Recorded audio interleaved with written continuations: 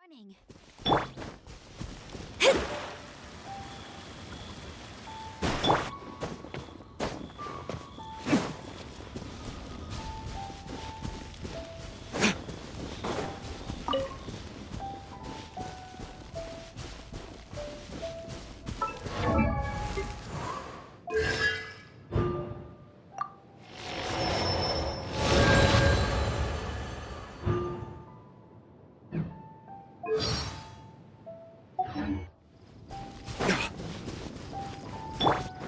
No escape!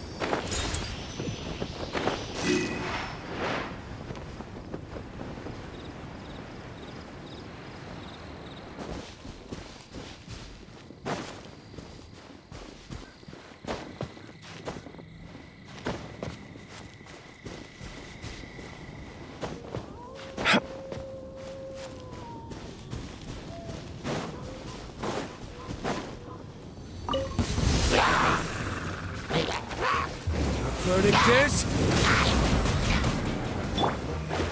Written in the stars! Ha! Ha!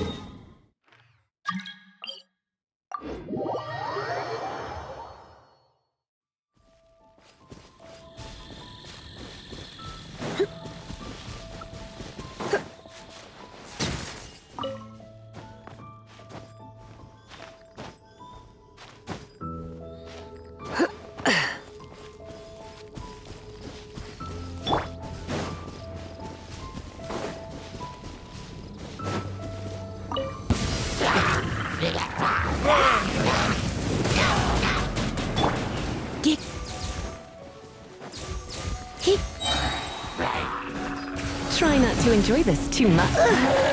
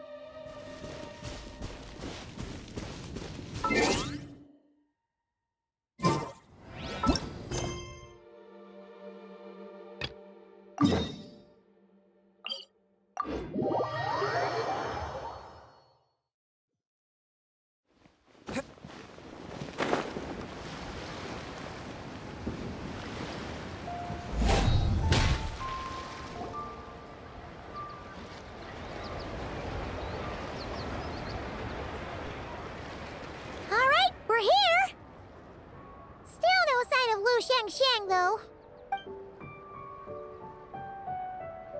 As long as you're patient enough, Paimon, you'll find that hunting down people is no different from hunting boars.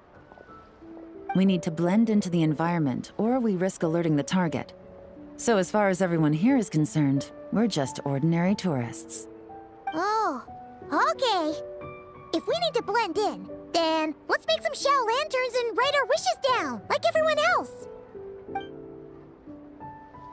What's your New Year's wish, Yelan? I haven't given it much thought. Oh, and it can't be work-related. You gotta take a break once in a while, right? You're always staking out this suspect, tailing that criminal, hunting down this gang or that, which is super amazing and all, but it's gotta be exhausting. Really getting into this, huh? You said to blend in, right? Come on, it's all part of the act. So you gotta think of something. Then, I suppose, it'd be to go traveling, the next time I get the chance. Traveling? That's our bread and butter! What? Thanks for the offer, but my desk is piled high with reports on your exploits. And that's not quite the kind of traveling I had in mind.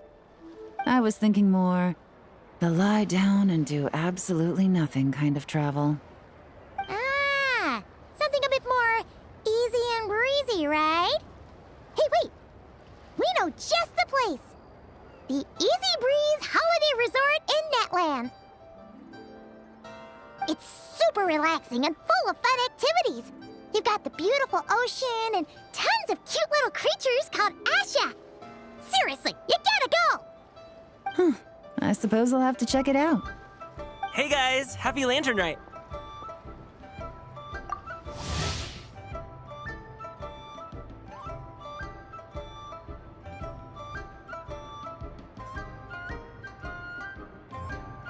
What a coincidence!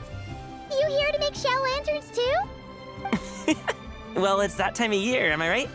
Thought I'd join in on the fun. You can't have Lantern Night without making one of these. What you gonna wish for? Oh, man, it's kind of embarrassing, but whatever. The truth is, the mighty mythical beasts are seriously struggling with recruitment. So I'm hoping to find a few apprentices and teach them the art of wushu dancing. Awesome! Shurfugami, here we come! Whoa there, Paimon! One step at a time. I actually need to find people first. Yeah, but Paimon bets people will jump at the chance to learn from you! Well, I wouldn't be so sure. Wushu dancing is super physical and takes a lot of hard work to master, so it's not easy to find people. At this point, if the Adepti can't help me, no one can. I'll do it! Huh? You just said you wanted an apprentice, right? Well, I'm offering. What do you think? Whoa, the White Horse Adeptus works faster than I thought. Traveler, it's her. Lu Shangshang. Our target! Hey!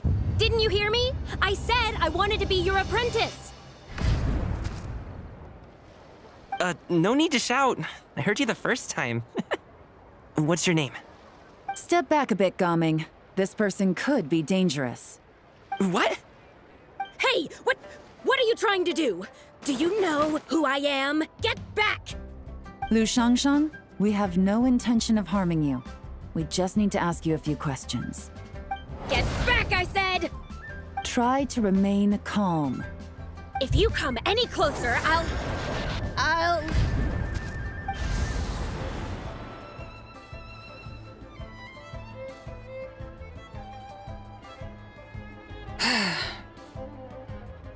Little wisp of a being. How are you able to see me? So what if I am? Leave at once! You, a mere mortal, whose own life hangs by a thread, would dare reach for the power of life and death? Unless you wish to be condemned to eternal damnation, you would do well to abandon this foolish endeavor. I shall speak on this no further. Don't come any closer. How did I get here? Who are you people? Playing dumb, are we? Save it. We know you attacked those people at Wanmin Restaurant. What? No, I would never. You must be mistaking me for someone else. You don't remember. Of course not. How could I do such a thing? What about the photo you took near Chuang Terrace? What photo? What's going on? It's like she lost her memory or something. Well, this complicates things. I'll take her back for questioning and let you know what I find. Take her away. But I didn't do anything. I swear. That's weird. She seems so normal now, but she doesn't remember anything. This is just great. An apprentice falls right into my lap, and now she's gone! Don't worry, Gaming. This is a special case. Paimon's sure you'll find one soon. Unless you're gonna pony up and offer a real solution, Paimon, I don't want to hear it. Gaming? What's up with... I'm done here. I'm gonna go find an apprentice, and I won't take no for an answer. Gaming, wait! Is it just Paimon, or was Gaming acting super weird just now? What? How do you know? Whoa! So you saw the second deadly self? And you think she moved from Lu Xiangxiang to Gaming? Uh-oh. Then we better find him before something bad happens! Let's go!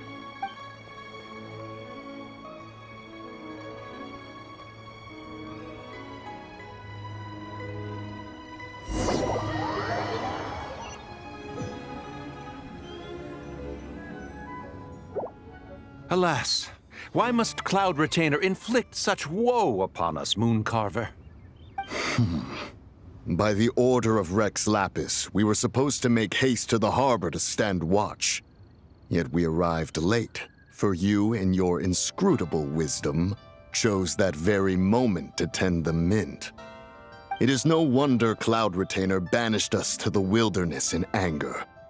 A pity only that I, blameless as I am, was made to share in the punishment. Blameless indeed. You speak as if it was not you who decided to plant all that mint in the first place.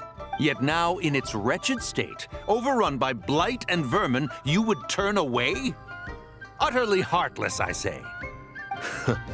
Were I truly that heartless, would I have rescued those seedlings from this desolate wasteland, granting them haven in your hallowed garden? Alas, if blame must be laid, let it fall upon Cloud Retainer for failing to recognize the virtue of our plight.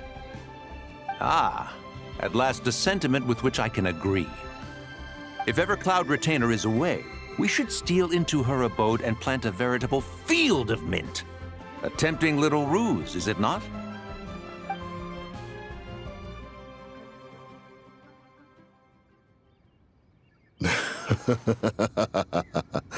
Positively ingenious. Please stop chasing us. Just let us go. Get back here! If you keep running, I'll kill you! Please, we don't know anything about wushu dancing. Just leave us alone. What? You think I'm not good enough to teach you? Just agree to be my apprentices, and then we can talk. That child looks somewhat familiar. Ah, it appears to be the wushu dancer from Liyue Harbor. I have seen him perform on occasion. Come, let us take a closer look. Has trouble befallen you, young one? Perhaps we can offer aid. Oh, thank the gods. Please, sir, you have to help us. This guy's trying to force us to become his wushu dancing apprentices, and he won't take no for an answer. Oh, so it is you who require aid, not the other way around. Get out of the way, old man! This is between us. Preposterous! You dare to presume we are of a mature age? Listen here, brazen youth. Skilled you may be in the art of dance, yet your offstage demeanor leaves much to be desired. Hold on, Mountain Shaper. Something is amiss. Look closer. Huh. Indeed, he bears the mark of something unclean. It spells trouble. You there, depart at once.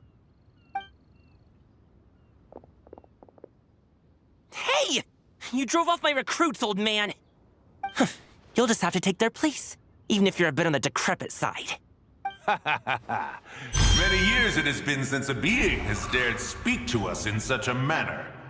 Now let us see what evildoer has sought to use you as its puppet, young one. You two, you're Adepti! Does that strike fear in your soul? Whoa! 2 Adepti recruits just fall right into my lap? That white horse sure knows how to grant a wish. Coming! Slow down! Wait for... Jeez, take a hint, will you? I told you to stop following me! Traveler, Paimon, keep your distance from this youth. Evil has taken a hold of him. We know! It's one of the White Horse Adeptus' deadly selves! She's possessing Gaming! The White Horse Adeptus' deadly selves? Could it be that Rex Lapis called us to Liyue Harbor for this very reason? Hey! What are you two whispering about over there? Who's gonna be first apprentice and who's gonna be second? It doesn't matter! I'm not the kind of Sufu who plays favorites. Insolent spirit! Be gone from this child at once!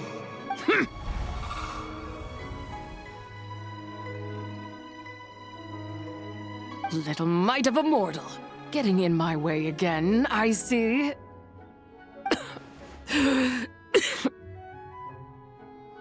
That is no concern of yours. No.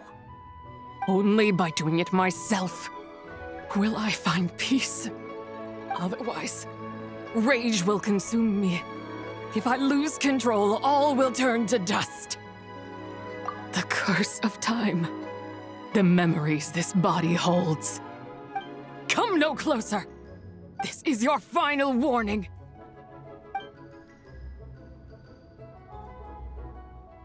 Insolent spirit! Be gone from this child at once! Traveler and Paimon? And 2 Adepti? Where are we? Weren't we just making Xiao lanterns in the harbor? Gaming! You're back! The sun is most scorching. Agitation stirs within me. I require cooling mint to beat this heat. And speaking of, Cloud Retainer has scorned this verdant wonder long enough. It is time for her to feel its wrath. The wrath of mint! Mountain Shaper, where are you going? Oh no! Now Mountain Shaper's acting weird! Oh, you don't think it's spread to him, do you?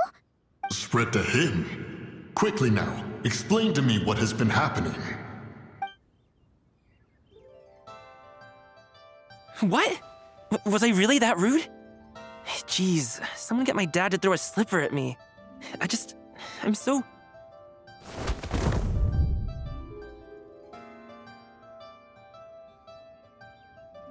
Whoa! You okay, Gaming? He is fine. It is simply exhaustion. But to think Mountain Shaper would succumb to something like this, it is most unexpected. So, what do? We can't just leave Gaming like this, but we can't ignore Mountain Shaper either, right? My cultivation level rivals that of Mountain Shaper. Were I to give chase, Zizha would but flee from his form and take refuge in mine. Seek out Streetward Rambler. Cloud Retainer and the Conqueror of Demons should be with her. I shall take this child back to the harbor and join you post-haste. Cool! What are all the Adepti doing together? Rex Lapis charged us with keeping watch over Liyue Harbor should danger rear its head. I dare say this is the very crisis he anticipated. Come, we must devise a strategy before confronting Zizha.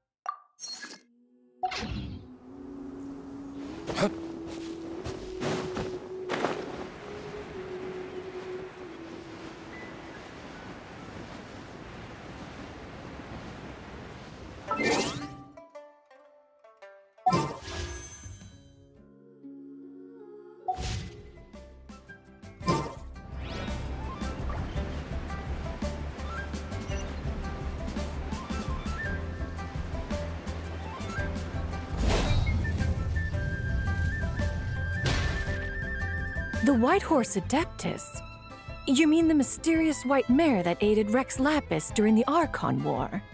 Even if it's not her, there must be some connection. She always avoided us back then, and I never knew why. Rex Lapis's recent trip seems to be related to this person as well. Xianyun! Madam Ping! Xiao! Great! You're all here!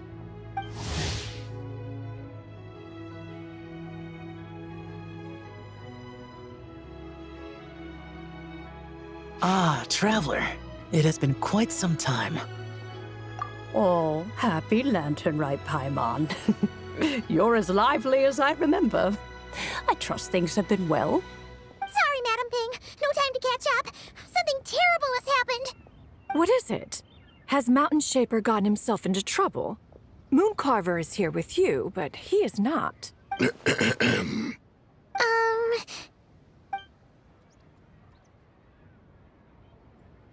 The Wrath of Mint? That old fool dares to utter such nonsense behind one's back. Yeah, that's not really our biggest concern here.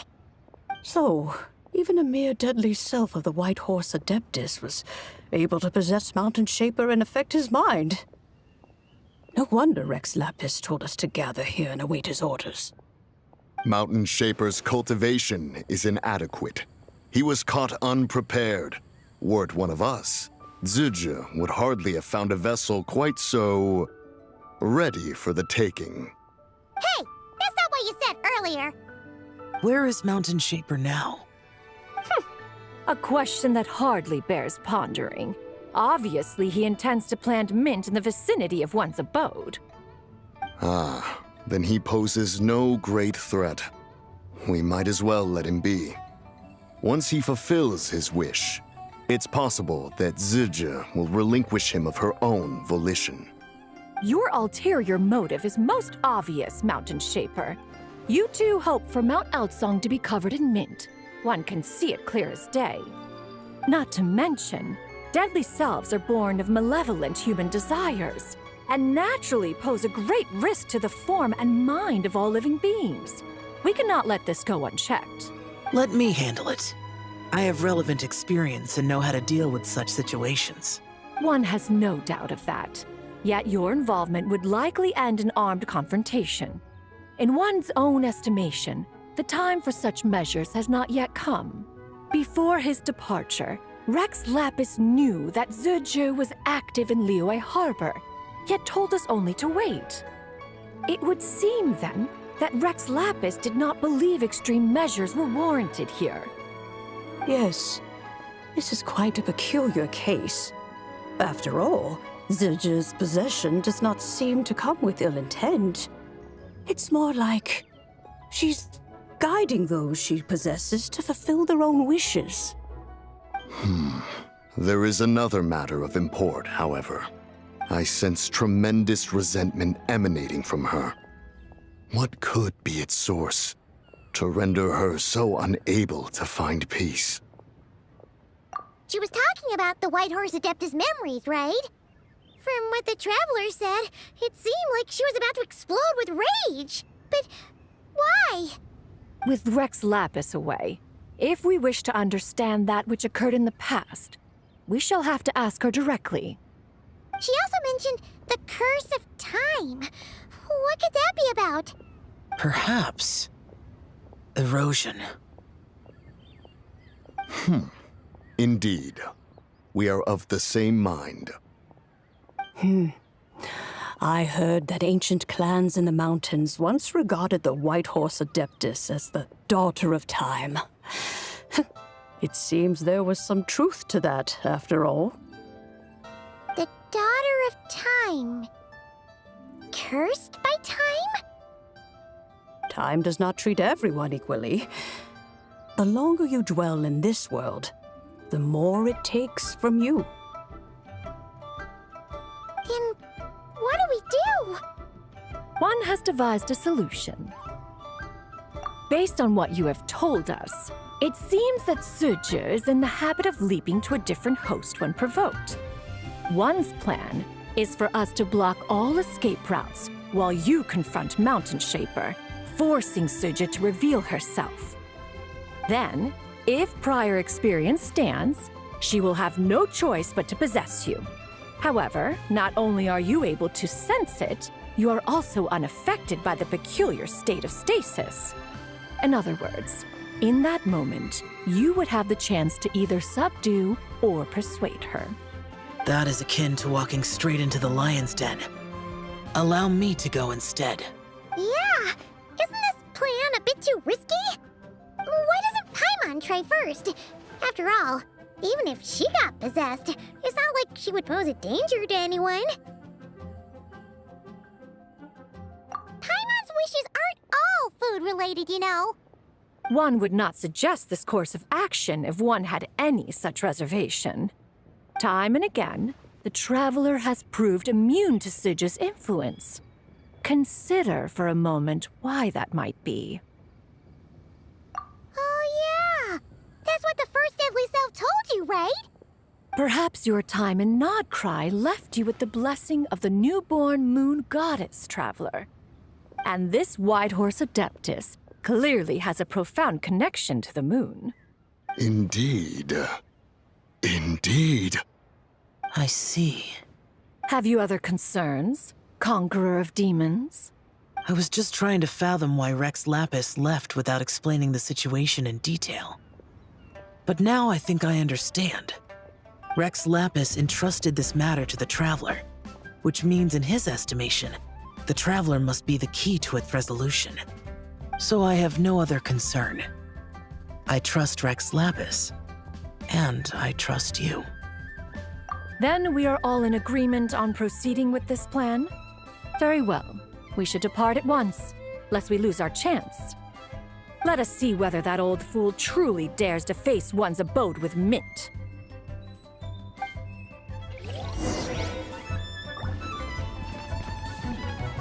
This is a peaceful neighborhood.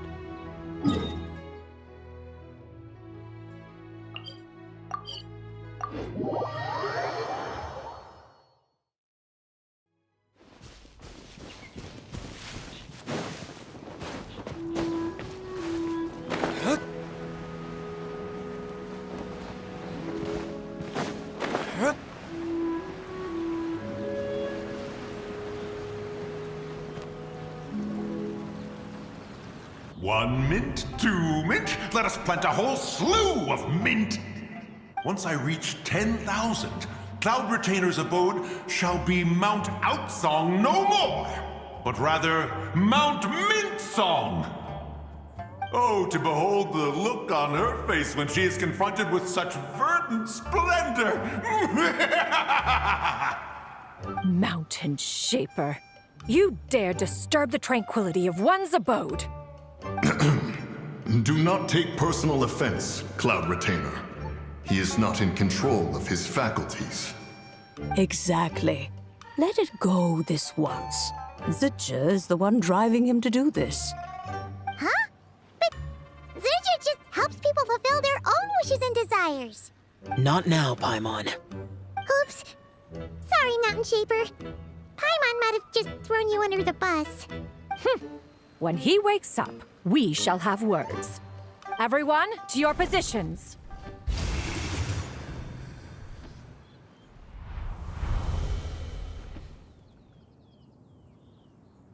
Be careful. A pest? I must catch it! Again! Oh, young one, it is you. Don't tell me. Cloud Retainer sent you? Such brazen insolence! Such presumption. Such boundless avarice. That wretched adept's impudence knows no end. If she dares lay a finger on my garden, I shall smash her cuisine machine to pieces! You think I am one to fold so easily?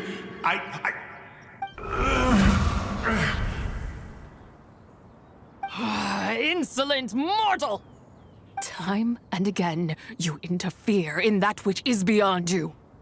You make it exceedingly difficult to contain my rage. You have no conception of that which you seek. It is forbidden! You know nothing of my past. My warning was given. The cost entwined with this is beyond what you can bear. Stubborn mortal! You... Very well.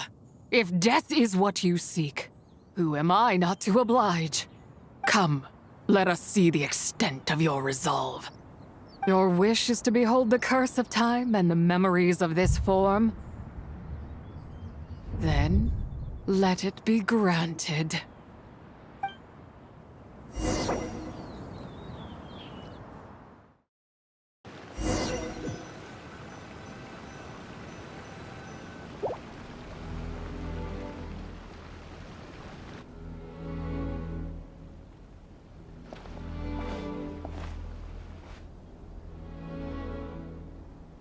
You who seek death, stand before me.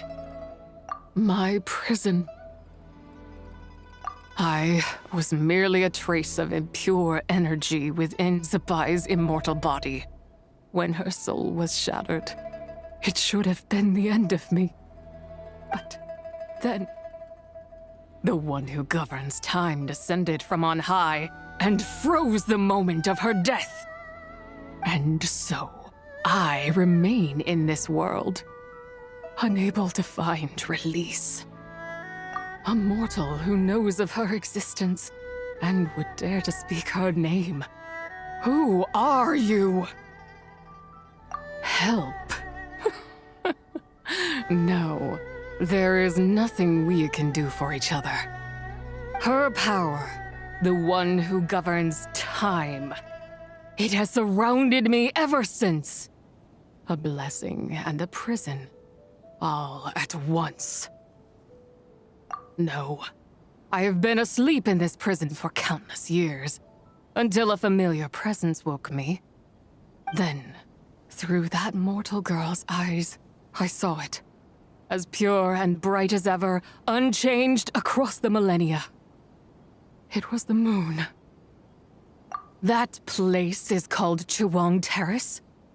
Did later generations rebuild the altar in a new location? It looks just like the one used to honor Zapai. Could it be that traces of what happened back then still remain in this world? That memory is embedded deep within the essence of Zapai's soul. It is one that should have been forgotten. Yet, it is precisely that which haunts my every waking moment, fuels my rage, and denies me a modicum of peace. Now you, a mere mortal, come to seek that which is forbidden. So, let us see whether the fire that fuels your ambition is a hero's wisdom, or a fool's courage. I shall relinquish control over this body's curse and let it devour everything within sight. Run as fast as you can, lest this prison become your grave. Look, it draws near. The river of time, come to sweep all into oblivion. A torrent of tears for the dead and departed. I shall wait for you at the end, mortal. Evade being swept up in its waters, and I will show you everything. Fail, and we shall sink into oblivion together.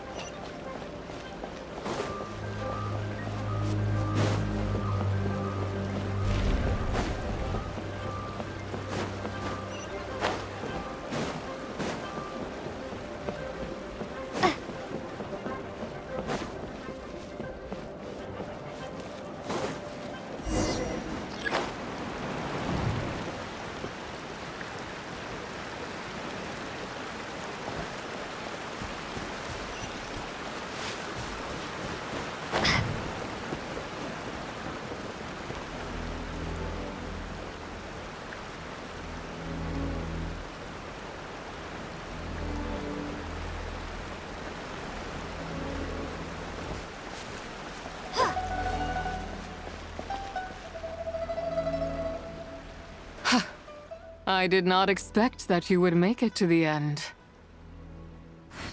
Yes, it would seem even time cannot hold you back. In that case, perhaps this truth is one you can bear.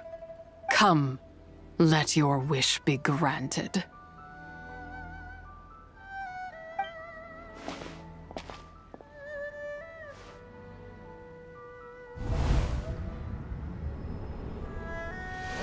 Under moon eternal, in radiant night, a maiden grants silk, soft and light. Under moon iridescent, in night divine, a maiden grants fiber for cloth so fine. Under moon of frost, in night so great, a maiden grants tools to divine our fate. What are Mom and Dad doing? Shh, just make a wish. The kind Adeptus on the moon is listening.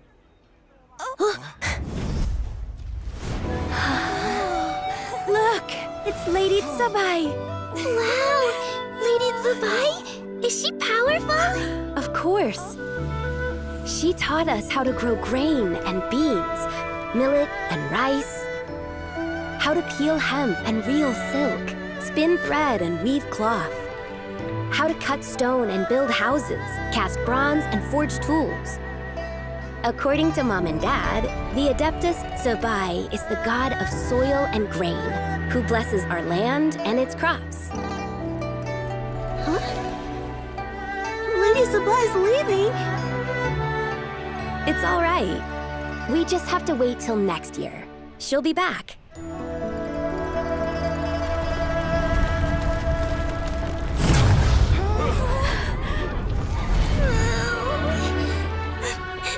Mom and Dad are gone. Why hasn't Lady Tsubai returned? She'll come. We just have to believe. What is that?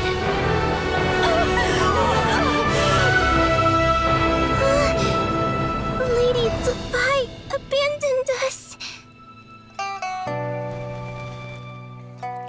All places tainted by the abyss need to be purified.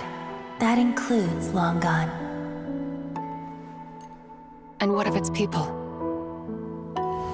You know what will happen. You are but an emissary to the mortal realm. This is Heaven's will.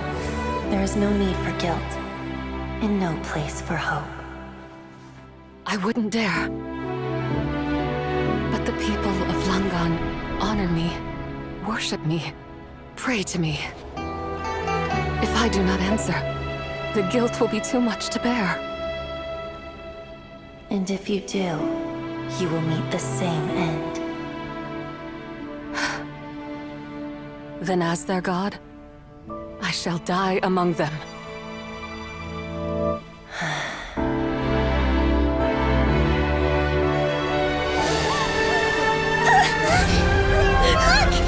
Lady Tsubai came to save us! I knew she wouldn't abandon us! Run!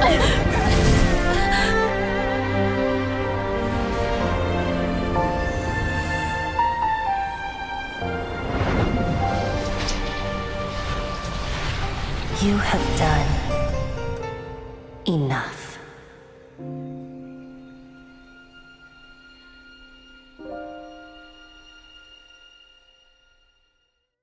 Now you know the truth.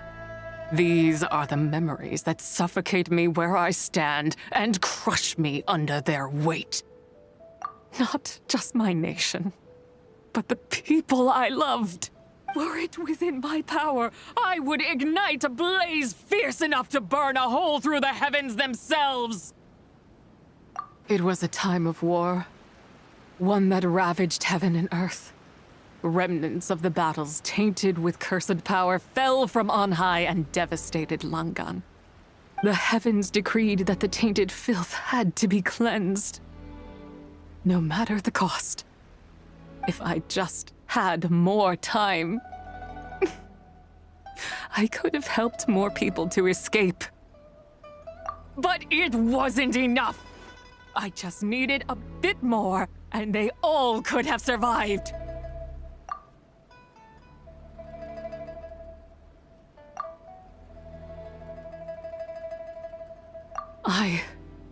never imagined there would come a day where I found peace. So long this rage has been within me.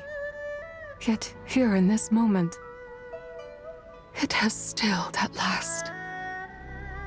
Thank you. If you wish to bring Tsubai back to life, mortal, then you may take the part of her soul that lives in me. Just remember, from this moment onward, the fate of Langan's Fallen rests on your shoulders, and that cannot now be changed. As I said before, I am but a remnant of Tsubai's adeptal form, a manifestation of her wrath that was not meant to linger in this world. By taking away this fragment of her soul, you take away my shackles as well. So, let it be done. Ah, it's your turn to grant one of my wishes, is it? Very well. In regard to my fate, and that of Langan's Fallen, I know there is little I can demand of you. However, should another raise a war banner against the heavens someday, let my name be set upon its cloth. I ask for this, and nothing more. Now, take what you came for. I was a lone moon, shrouded and dimmed in cloud-veiled night. Now darkness breaks, free and unburdened. I reclaim my light.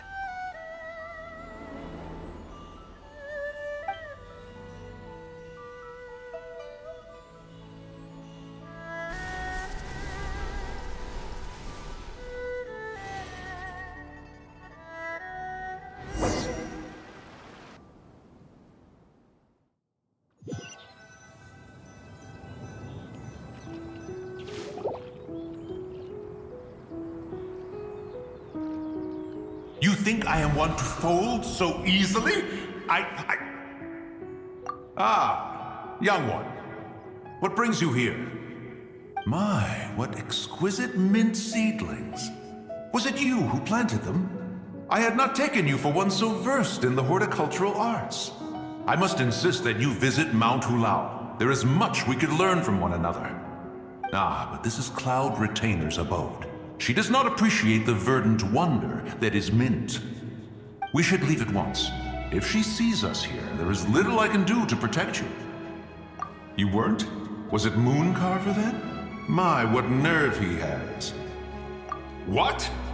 Looks like Mountain Shaper is back to normal. Has the matter with Zizhi been resolved then? Wow, that was fast.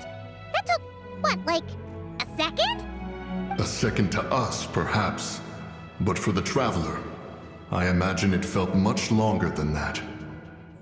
One's plan was most successful then. And you're all right, Traveler. You don't feel strange in any way? Well, sounds like good news all around. I'm glad this matter is resolved. What is this matter you speak of? The possession of that mortal child? The matter of Zizhi may have been resolved, but there is another that is far from over. The mint you planted around my abode. Perhaps you have a moment to spare for a little chat, Mountain Shaper.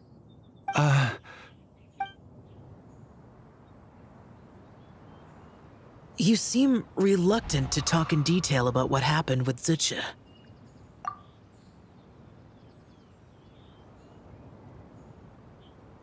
Don't worry. I won't ask you to reveal her secrets to me. And I doubt the other Adepti will either. Huh? You don't want to know what happened? The expression on your face. I know it well, Traveler.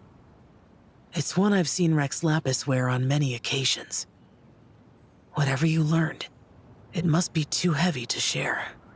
But you're okay, right, Traveler? That deadly self didn't hurt you, did she?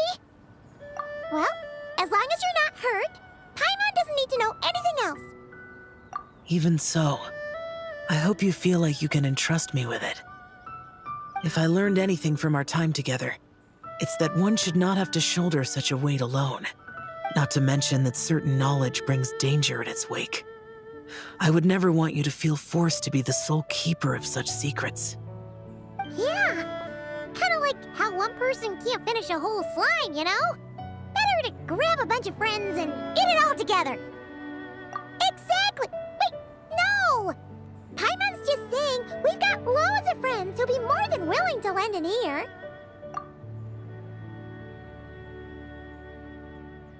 I never knew there was such a tragic chapter in the ancient past of this land. So, the people of that nation worship the White Horse Adeptus as the god of soil and grain. It would seem, then, that Rex Lapis had a similar reason for withholding the details of his recent trip. I've often wondered if he had companions to stand by him before we met, or if he was forced to face things alone. Regardless, Lantern Rite takes place in 2 days. Let's meet back up again there. If there's no news of Rex Lapis by then, we'll have to come up with a plan. Fingers crossed it all goes well.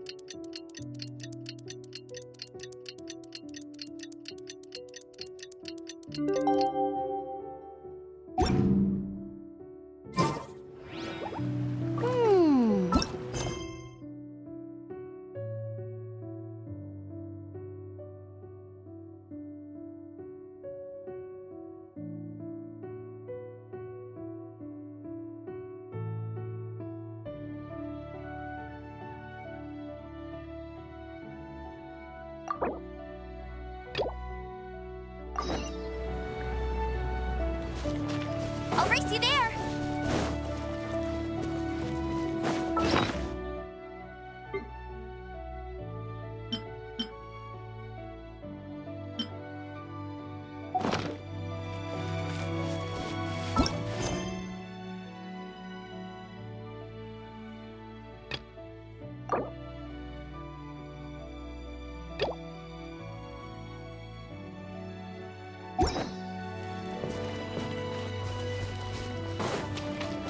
Get ready for the gliding champion of Mondstadt!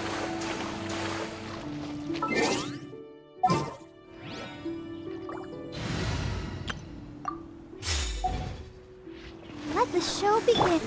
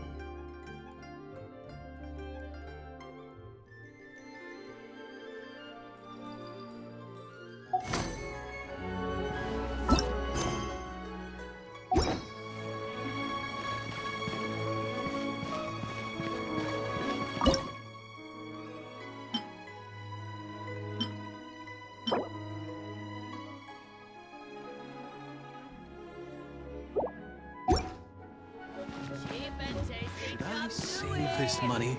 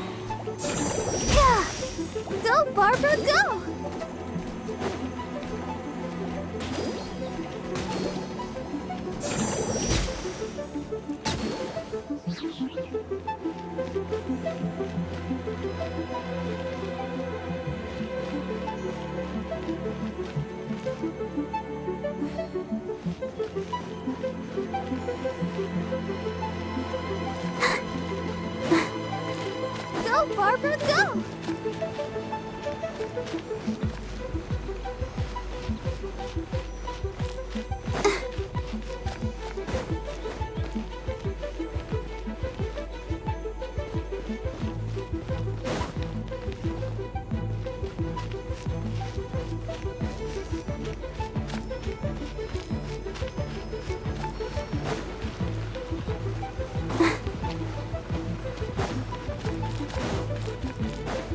There's no way for you to get up there. Where's a wind current when you need one?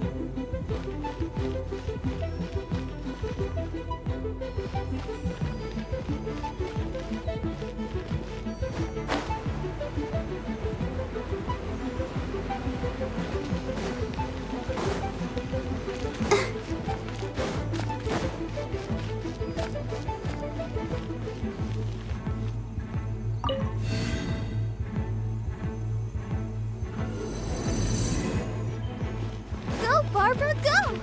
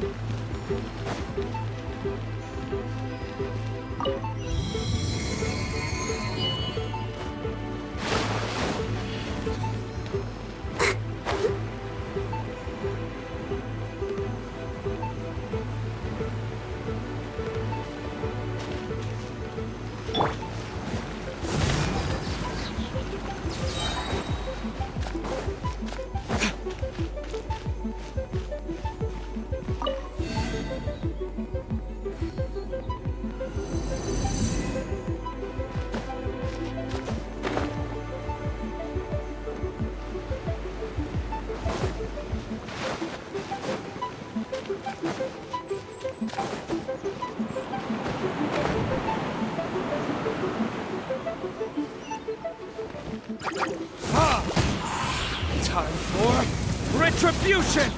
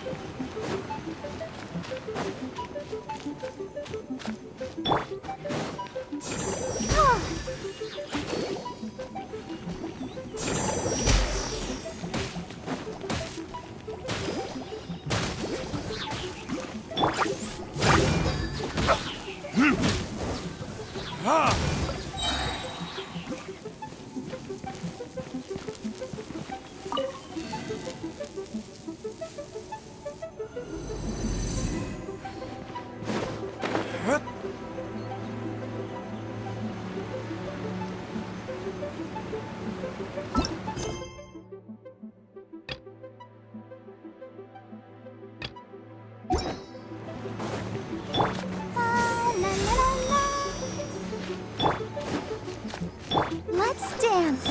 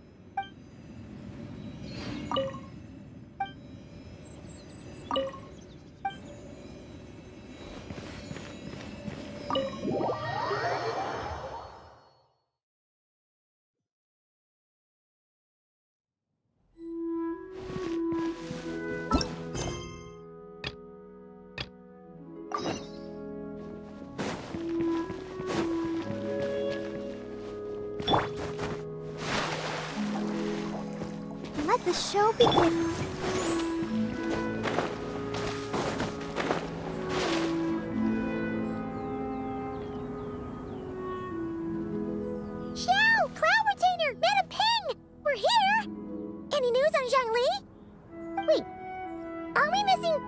Adepti?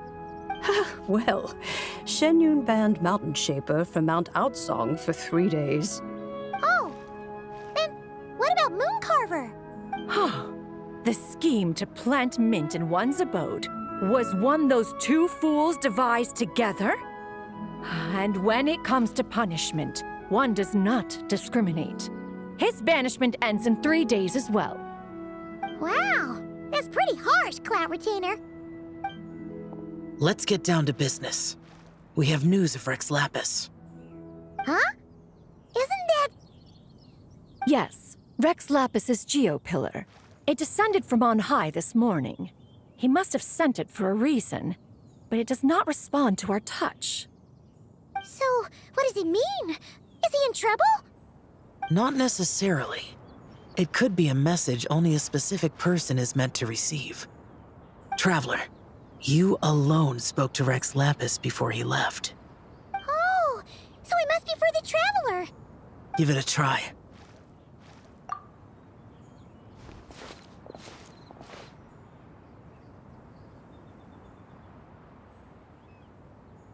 Come to the spring on Mount Qingse.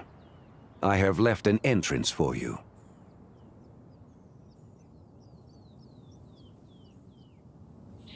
Well? Just as one surmised, it seems that Rex Lapis will not countenance our involvement in this matter. That would not surprise me in the slightest. He's always had a soft spot for the Traveler, after all. But be that as it may, we have served Rex Lapis for millennia now.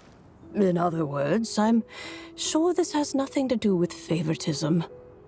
He's probably just trying to protect us. That's right. So you mustn't let your guard down, even if Rex Lapis is by your side. All right, let's get going. We'll try not to keep you all waiting.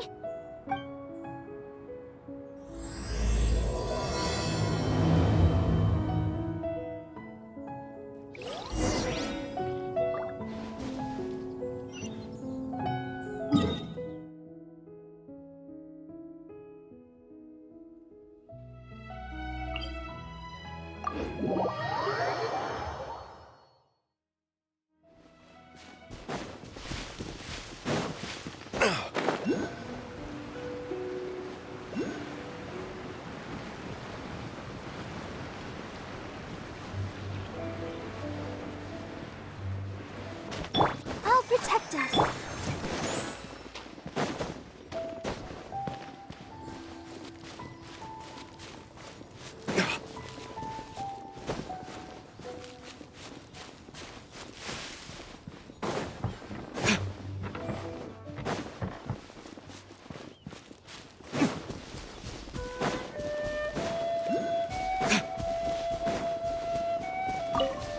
Keep your eyes peeled. He should be around here somewhere.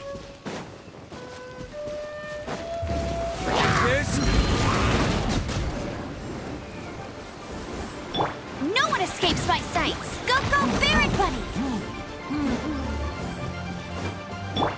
He...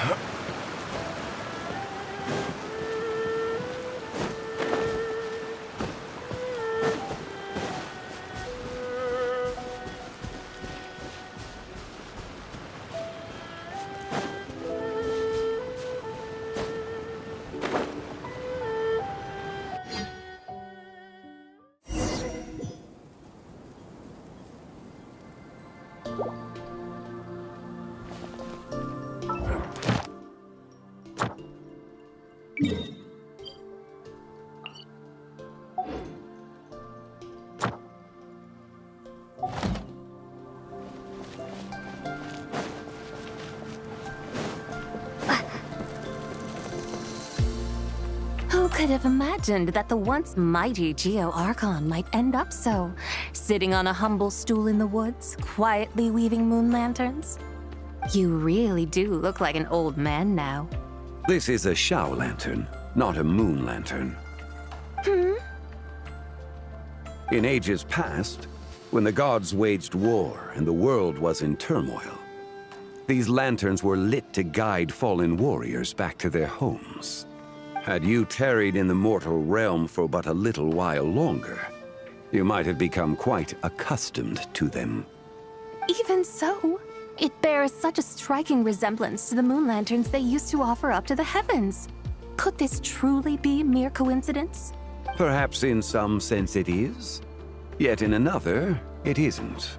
For instance, who is to say that some of Langan's magnificent jade did not become part of the very foundations upon which Liyue Harbor now stands? It is conceivable that this ritual was transmitted in such a manner too. Now, let's not let ourselves get carried away. For all its splendor, do not forget that, in the end, even Langan could not escape its heaven-sent fate. Alas, it is just a pity that the little creatures of this world may never again lift their eyes to the moon, even should misfortune befall them.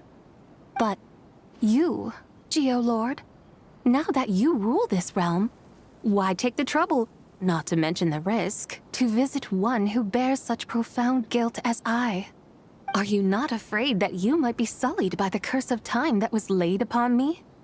There is no risk to speak of. At least, not in comparison to that which you took when you defied the heavens all that time ago. As I have stated, time and again, it was not I who defied the heavens. Geo-Lord, the ancient affairs of Langan have nothing to do with me, for I am but one of her deadly selves, severed before her demise. My name is not Zibai, but Zijao. Surely you did not take us for one and the same, solely on the basis that we may all assume the form of white horses?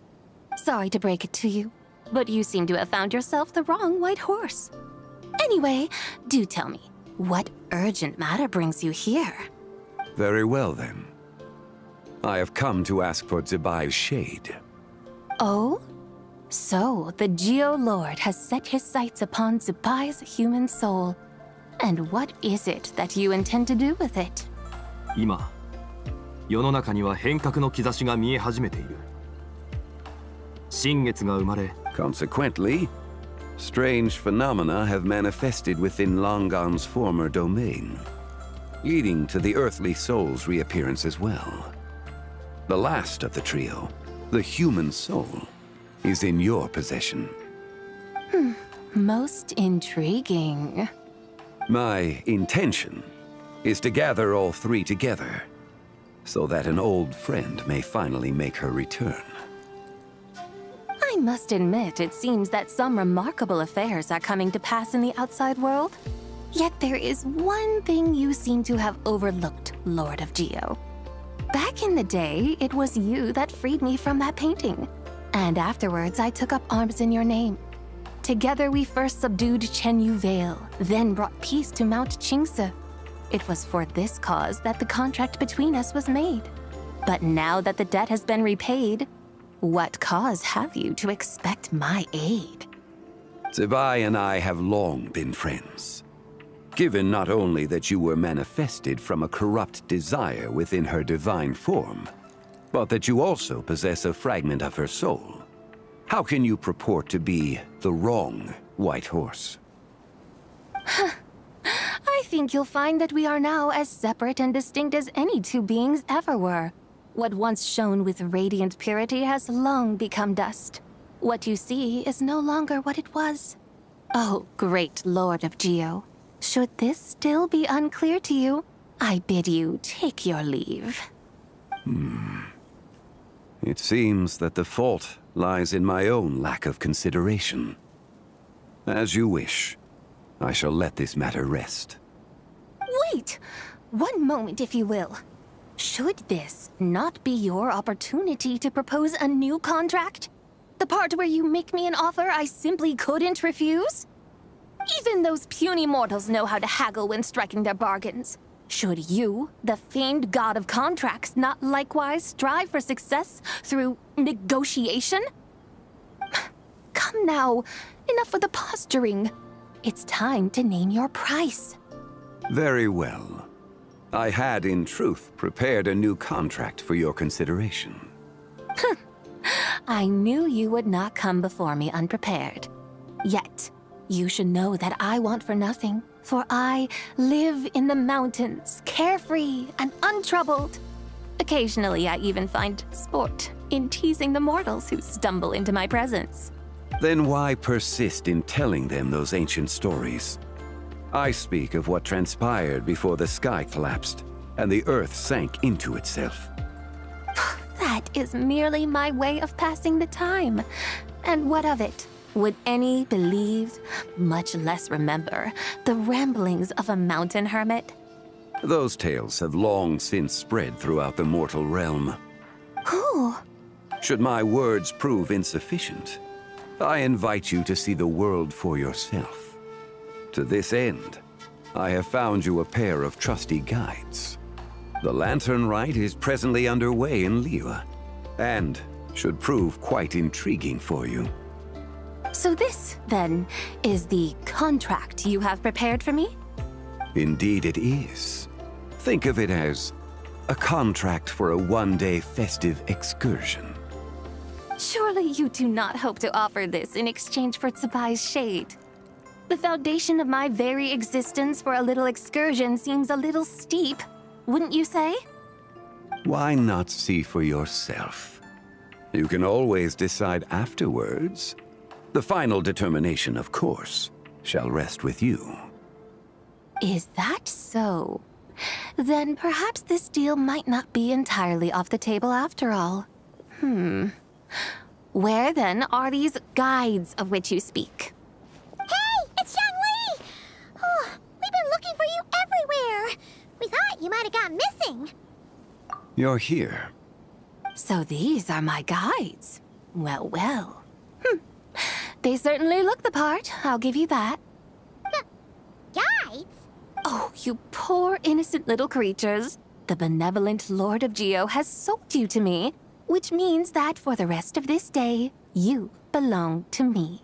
Sold us to you? Just what have you gotten us into, Xiangli? The situation is not quite as dire as that would sound. I ask only that you accompany my Adeptus friend on a tour of Liyue. I would suspect that depends on how well you entertain me. Entertain you? Let us start with this Liyue harbor of which I have heard so much. Nowhere is quite so fascinating as a place teeming with little mortals. How come this Adeptus sounds so different from what Paimon imagined? Okay, we'll take care of it. Get ready to find out why they call Paimon the best travel guide in all of Tibet.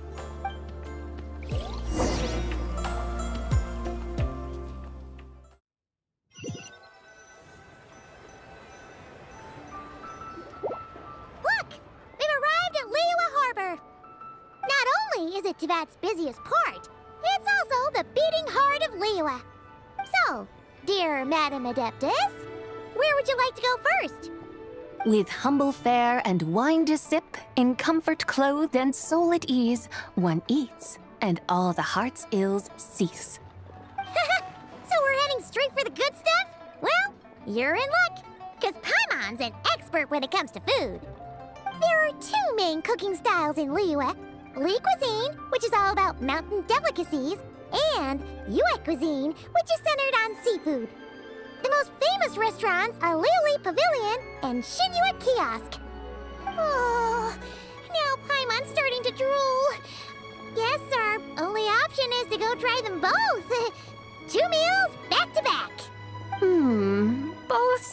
like excellent options to me. Are these the kind of establishments that most people might visit on a regular basis? Not exactly. Both Lee Cuisine and Yue Cuisine are known for their pricey ingredients. Definitely not what you'd call the budget options. But don't you worry about that. Just think of it as Zhang Li's little treat. Come on! Aren't you supposed to be pals with Hu Tao? I'm unsure we can afford to spend a little more of her mora at least. Hey! All Paimon wants is to provide our Adeptus with the best possible experience here. Don't you want that too? Both certainly sound like worthy choices. Just now, though, I happened to see a porter pass this way. Where might individuals like him go to eat? A hungry porter, huh? Oh! Paimon knows just the place! Yep. Nothing fancy schmancy there. Just tasty dishes made with simple ingredients in a variety of different styles. Most importantly, it's great value for money, too. No wonder everyone loves it, huh? Oh, and the owner happens to be a good friend of ours, too. One mean restaurant. Yes, even the name itself feels lively and down to earth. All right, let's make it our first stop. Yippee! That's a great choice, too. Alrighty, let's head over there right away. Paimon can't wait to dig in! Wamin Restaurant, here we come!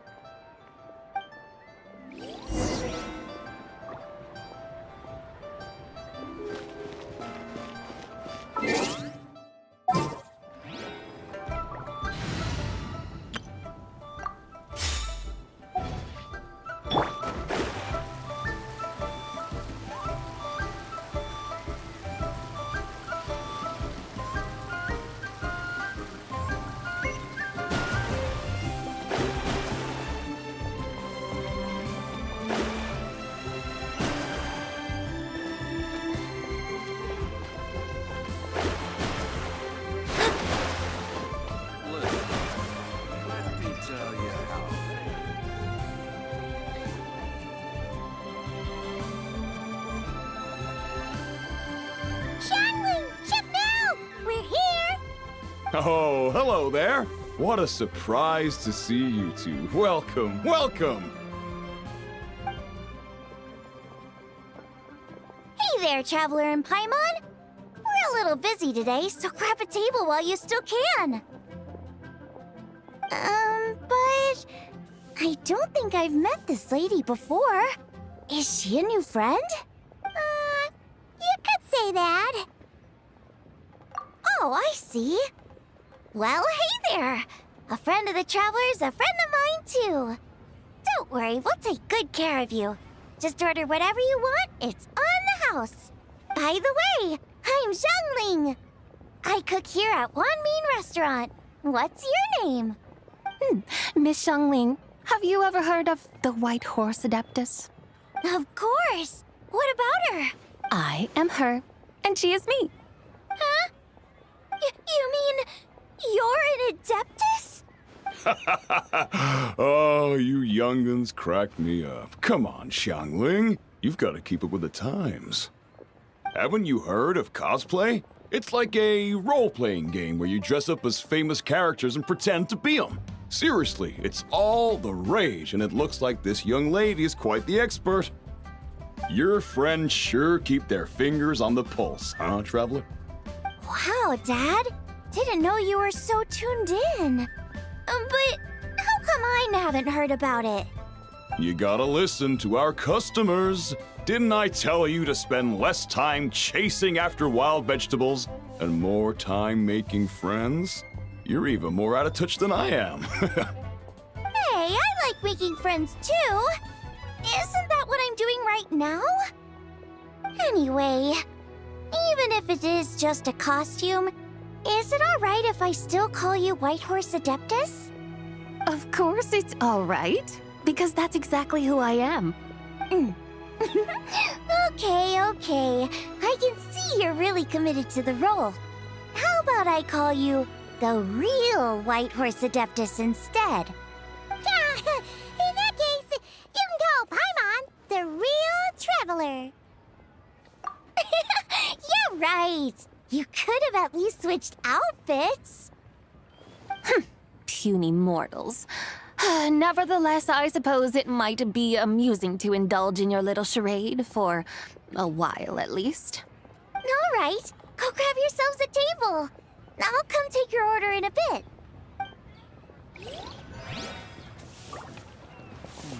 Should I save this money?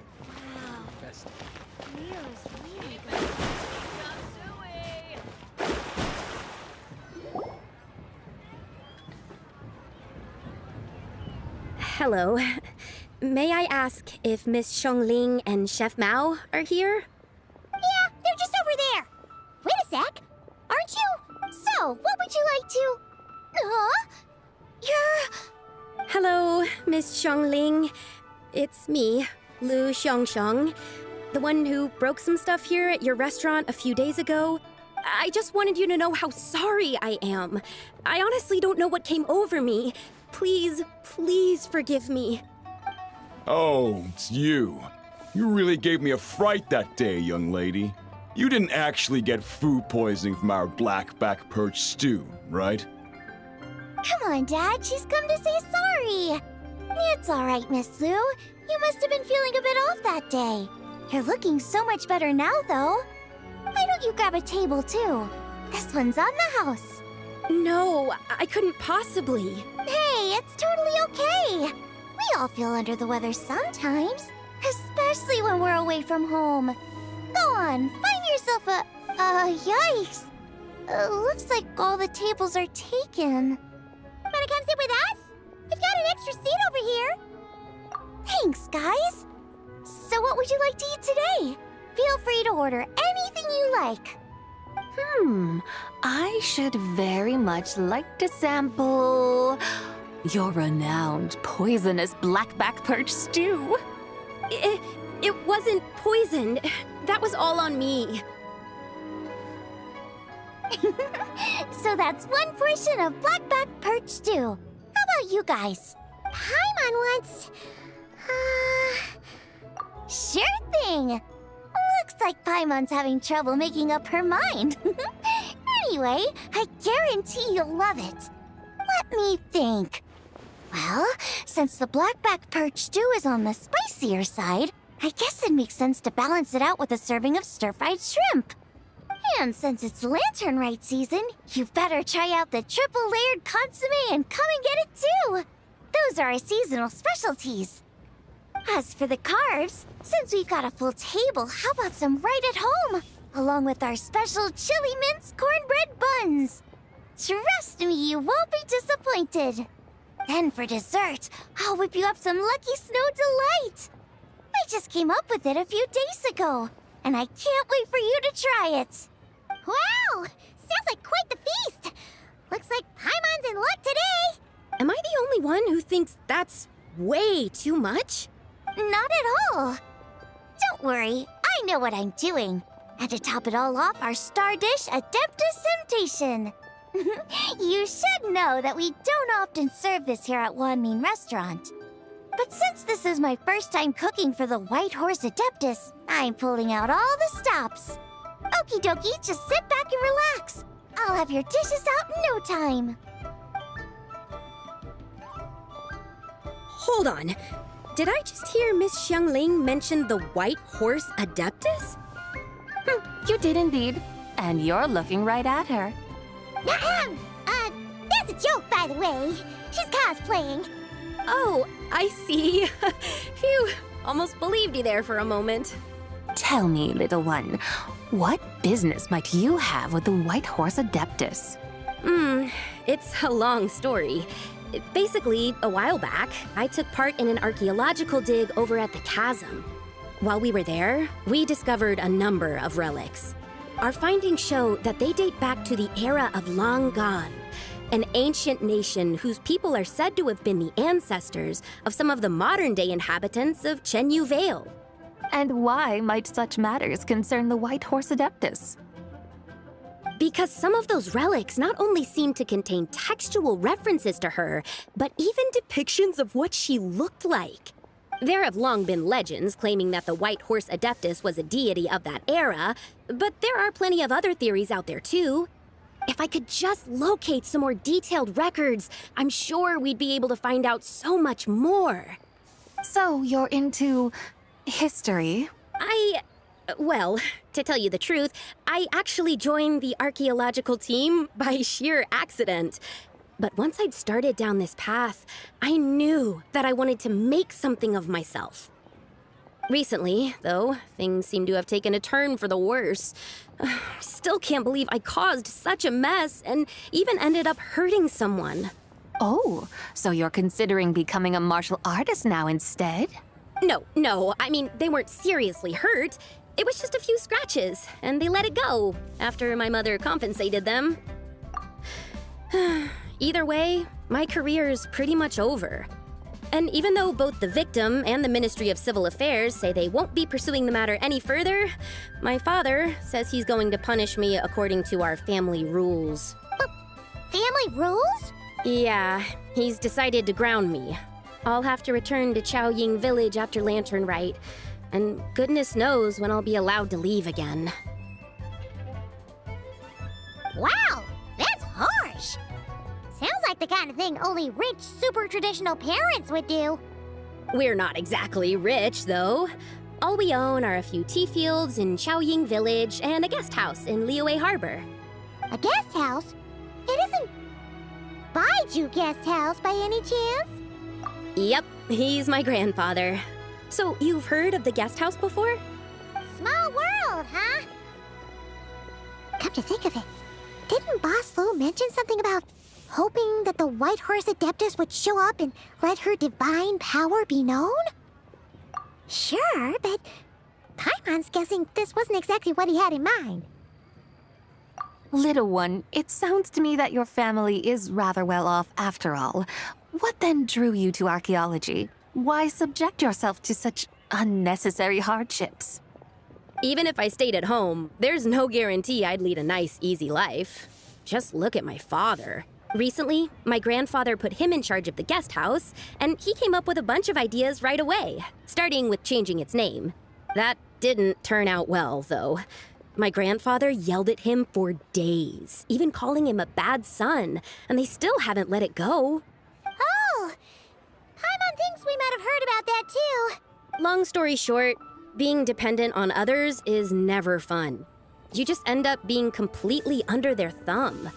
That's why I want to make it on my own out here, no matter how hard it is. After all, as the saying goes, to rise above others, one must endure the hardest of hardships. What's so funny about that? You poor, innocent little creatures never fail to amuse me. To think you would endure all manner of hardships in your brief time on this mortal plane, and all that merely to rise above others. I would have thought that the wiser path would be to simply roam this world as I do. Huh? Tell me, what is it that you truly delight in? Archaeology? Martial arts? Tea planting? Or perhaps the keeping of a guest house? What I delight in? Yes! Surely there must be something you don't find quite so exhausting. Whatever delights you should not feel like a burden. But do things like that really exist? Of course! Take Miss Xiangling, for instance. I defy you to detect even a hint of hardship on her face when she wields her walking spatula. So, since it seems you are resolved to tread the rocky path, you should strive with all your might to pursue that which brings you delight. You mean, like cosplay? I suppose you might say that. Looks like the White Horse Adeptus is really getting into her role. I think I get what you mean then. Maybe I should have a chat with Miss Xiangling before I head home. Okay, everyone. Sorry to keep you waiting. Here's your food. Wow. It all smells so good. Oh, finally! I get to try that famous poisonous stew. Hey, didn't you hear what Shang said? It wasn't the stew. If anyone's to blame, it's that other you. What's up? How fiercely this mortal fare burns upon the tongue!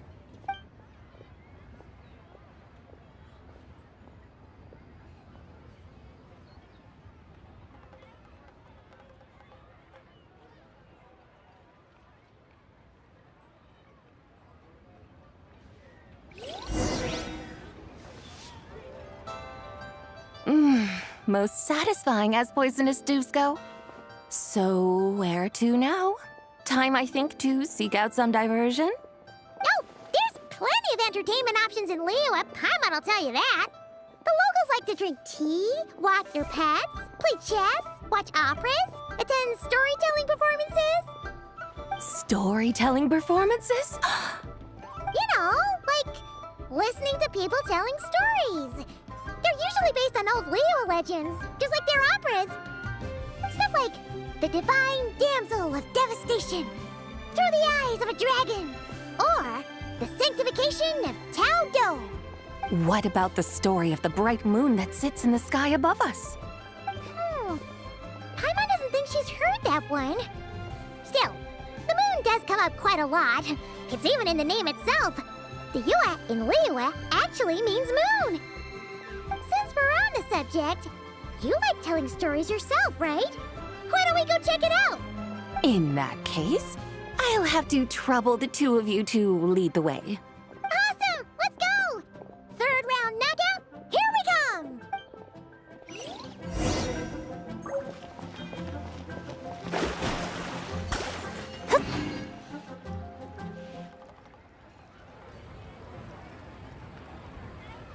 What a tongue twister! I'd have made a complete fool of myself if I tried to say it on stage without practicing it first. Huh! Call yourself Iron Tongue, Tien. Wobbly Tongue, Tien, more like. I used to have that problem a lot.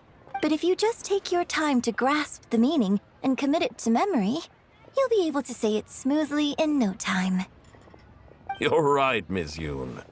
I'll give it another try. Hey, Yunchin! Fancy seeing you here! What are you two talking about? Ah, Traveler and Paimon, we meet again. And who, may I ask, is this? You may call me the White Horse Adeptus. The White Horse Adeptus? She's not really an Adeptus. I see. Well, it certainly looks like a lot of fun. Oh, funny you mention it.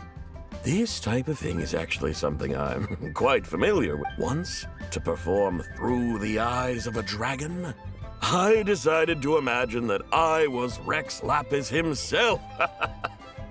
It was the only way to truly inhabit his mindset and understand his resolve to quell those demons. Sounds like you just wanted an excuse to feel all big and powerful. Hey, that's... You just don't understand how inspiration works. You're one to talk. Paimon's traveled all over with the Traveler, and she's seen things that would make your jaw drop. All right, then. Since you claim to be so knowledgeable, why don't you prove it by reciting an ancient poem? An ancient poem? Which one? Ha! See? You mean to tell me you've never even heard of the ancient poem called An Ancient Poem? What kind of a title is that? Quit teasing, Paimon. We only just found out about that ourselves. He's talking about the writing on those ancient relics. When we first saw it, we couldn't figure out what it all meant. So in the meantime, we decided to just refer to it as an ancient poem. However, thanks to the painstaking work of the scholars who were tasked with decoding it, it seems like that's exactly what it was. Or rather, an ode offered in veneration of the moon and the White Horse Adeptus. Oh yeah! Didn't Kuching mention that before? It's got something to do with Longon, right? That is correct. The Ministry of Civil Affairs has issued a notice stating that, although it is true that the moon may disappear tonight, we should be in no danger. In other words, there's nothing to fear. But if you're worried, we can always take a leaf from the Book of the Ancients. By reciting this poem, I mean, and calling for the White Horse Adeptus's aid. If we do that, I'm certain she'll protect our moon and keep us safe.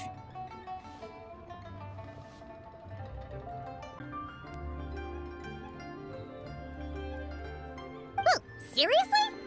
Paimon has to get a look at this.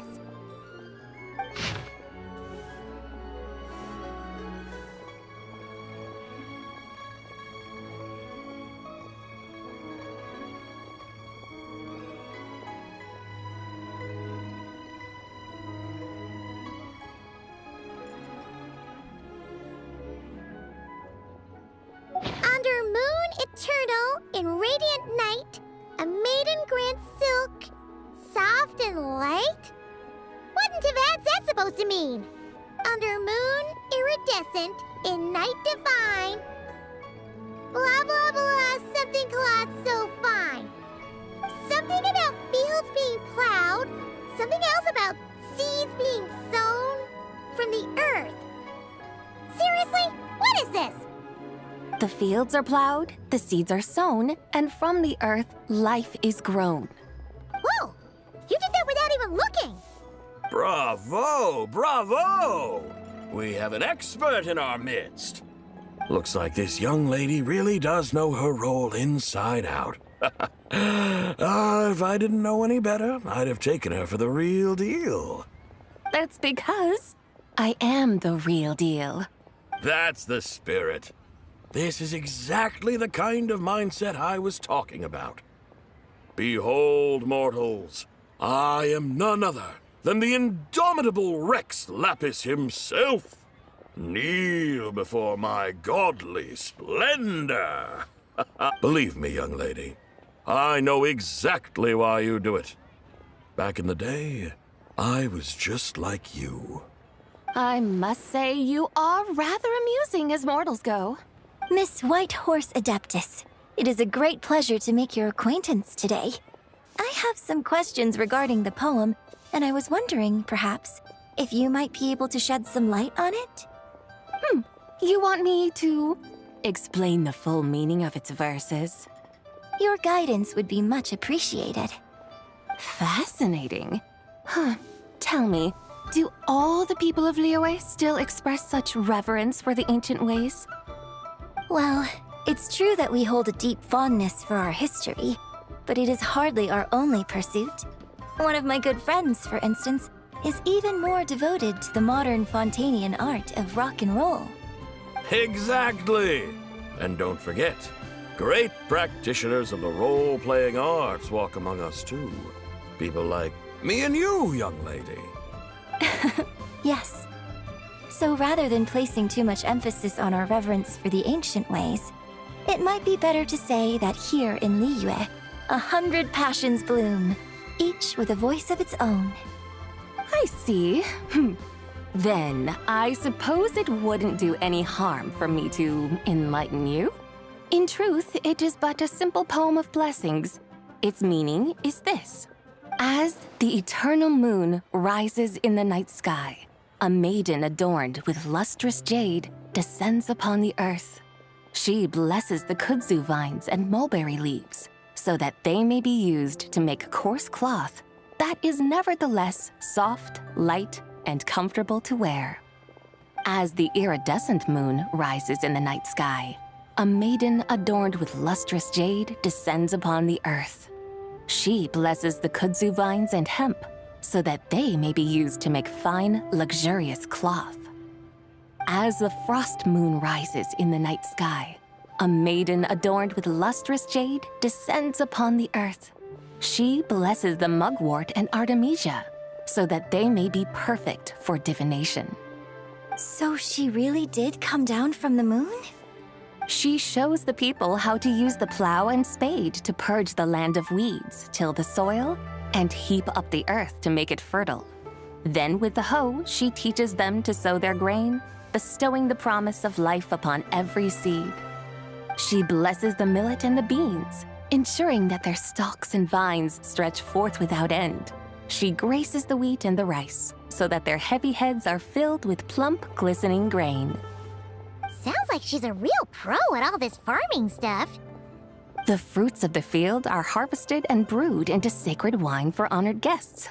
This we reverently present to the Divine Maiden, with every ceremonial step flawlessly observed, so that she may witness the depth of our piety and respect. Oh, Divine Maiden, how can your graceful presence in the sky not seem like that of a fairy descending from the heavens? Oh, Divine Maiden, how does your pure and radiant form not resemble the guardian spirit of our land? I send my heart's desire, ascending to the heavens, beseeching you to grant us good fortune and blessings in the coming year. Huh? So, that's what it's supposed to mean? I find myself speechless. Moved beyond the power of words to convey. Oh, young lady, you have shown me the heights to which a true role player might aspire. A truly remarkable performance.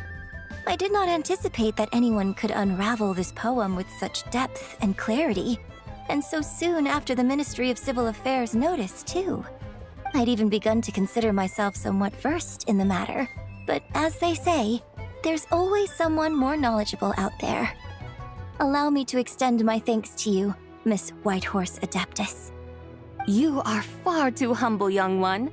I must confess, it is I who have been surprised, not only by you, but also by this Liyue Harbor of the present day. Ah, so you're not from Liyue. And what, may I ask, has surprised you about it? Oh, it's nothing really. Just some old memories scattered here and there. Very well, my guides. I suppose it is time we set forth on the next part of our excursion. I'd like to go see that wharf now. What say the two of you? No problem. We'll take you wherever you want. Oh, leaving so soon? Before you go, allow me to introduce myself. I am Yunjin, director of the Yunhan Opera Troupe. May I ask your name in return? My own name is scarcely worth mentioning, but since you asked, perhaps I'll tell you the title of that poem instead. Huh? So, it isn't actually called an ancient poem? Of course not. Its real title is Odes of Long Zabai. Odes of Long Zabai. All right then, until we meet again.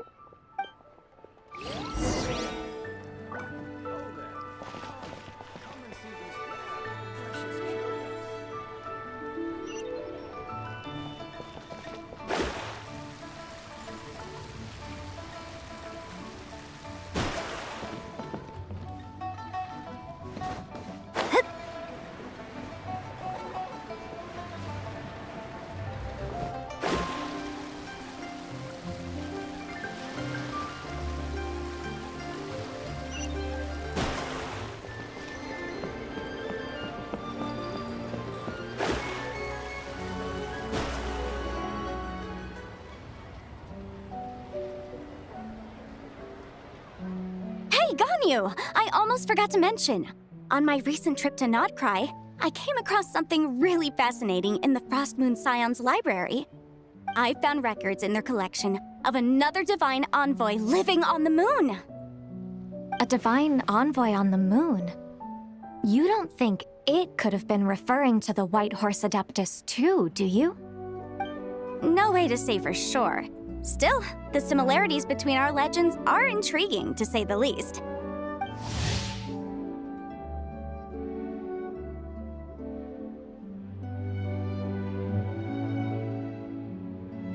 Isn't it amazing? Especially when you consider how far apart we are. It truly is. We might live in different lands, but when we look up at the night sky, we all see the same moon and stars. Right? It's like we're all bound together, no matter where we are. When you think of it like that, it's almost as if our friends from other nations will be right here celebrating with us. Isn't that a wonderful thought? No wonder you were so excited to go see the giant lantern when you first got back. Sounds like you're a real fan of the White Horse Adeptus, huh? I guess you could say that. Just a pity she's so elusive. Even Granny's never met her, you know? Maybe she really is just a legend after all. Hey, Yanfei and Ganyu! Trust, Paimon. The White Horse Adeptus is as real can be. Huh? Oh, look! It's the Traveler and Paimon! Feels like I haven't seen you two in, like, forever. Happy Lantern Rite. It's so good to see you again. Hey, you two. Happy Lantern Rite. Did I hear you right just now, Paimon? Does that mean you've actually seen the White Horse Adeptus? She has indeed. And now, so have you. And you are? Why, who else? The White Horse Adeptus, of course. Could you maybe start with something else next time? You're the White Horse Adeptus? That's right. Allow Paimon to introduce you to our new friend, Zijou. She's been low-key obsessed with cosplaying the White Horse Adeptus ever since we met her. I see. Well then, greetings, Ms. Zijou. My name is Yanfei, and recently I've been low-key obsessed with learning everything I can about the White Horse Adeptus. I'm sure the two of you will get along like a house on fire. Oh, and by the way, I'm Ganyu. So, Ms. Zijou, you must be here to see the giant lantern too, right? A horse-shaped Zhao lantern? Is that what I think it is? That's right! A lantern made to honor the White Horse Adeptus herself. Isn't it gorgeous? Huh? What are you laughing at? Both the lantern and myself. What do you mean? Oh, this lantern truly is an artistic masterpiece. But tell me this. Have any of you ever seen a horse before? Come to think of it, Paimon can't remember ever actually seeing one herself. What about you? Oh, this horse appears to be mid-trot, but it has adopted what is called a lateral gait, where the legs on one side of the body move together in unison. A rather rare sight indeed. Just now, I suddenly pictured myself, I mean, the White Horse Adeptus running the same way. The image was so absurd, I could barely contain my mirth. Oh, really? I never knew that. You learn something every day, huh? Oh, come on! It's basically a giant piece of fan art! Who cares if it's different than the original? I was merely laughing at my own ignorance. I came here thinking that the White Horse Adeptus's tale had been long forgotten. Yet here I am, gazing upon a lantern made in her honor. Well, you couldn't have been more mistaken. There are so many tales about the White Horse Adeptus, I'm starting to lose count. Just off the top of my head... Just so you know, Yanfei, we've heard it all like a million times before. Uh-huh. But there's one thing I can guarantee that you haven't. Huh? You mean like a new chapter of her stories come to light? Mm-hmm. And I heard it from Ganyu just yesterday. Hey, why don't you share it with the others? Sure, no problem. Where to begin? Do you guys still remember what Liyue's Moon Chase Festival is about? Of course! It's a festival held in honor of the Stove God. That's right. But it took a really long time for the Stove God Festival to become what it is today. In its earliest form, it was actually an adeptal ritual known as the Moon Chase Rite. Paimon remembers Madame Ping mentioning that before, but she never explained exactly what it was. According to Cloud Retainer, the Moon Chase Rite was originally a ritual meant for communicating with the moon. Communicating with the moon? But for what purpose? At first, Cloud Retainer wasn't entirely sure either, as it was always Rex Lapis who performed the ritual. Whoa! Rex Lapis did it himself? Must have been a really important ritual. That's right. Unfortunately, despite numerous attempts, they never actually received any response from the moon, which is why they eventually stopped performing it. But then, just yesterday, Kutching took a picture of the moon being obscured by a dark hole to Cloud Retainer and asked if it had anything to do with the moon chase rite. The moment Cloud Retainer saw it, it suddenly dawned on her that the rite might have been an attempt to reach the White Horse Adeptus all along. Does that mean Zhongli's been trying to bring back the White Horse Adeptus all this time? So how about that? Bet you never thought there might even be a link between the White Horse Adeptus and the Moon Chase Festival. If Kutching hadn't taken that picture to Cloud Retainer, we would never have known any of this. This is probably what Kutching was referring to that day when she mentioned there were some ideas she wanted to follow up on. So, Geo Archon. All this time, you've been striving to awaken her. Huh? What do you mean, awaken? Nothing. What I truly meant to say was, this new insight you've provided has been truly eye-opening. Oh, by the way, my trusty guides, I've been meaning to ask, where in Liyue Harbor might one enjoy an expansive scenic view? Huh? We're off to the next stop already? But Paimon's barely done digesting that lore bomb just now. All the more reason to find the right spot to let it sink in. Oh, so that's what you're up to. A tour of Liyue Harbor? In that case, if you're looking for a spot with a panoramic view, I'd recommend Yujing Terrace. That's a great idea. Since the terrace is on higher ground, the sea view from up there's so much better. Great! Well, the lantern ride's about to start, so we should get back to Granny's now.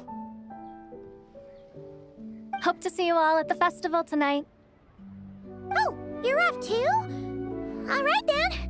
See you both soon. See you soon.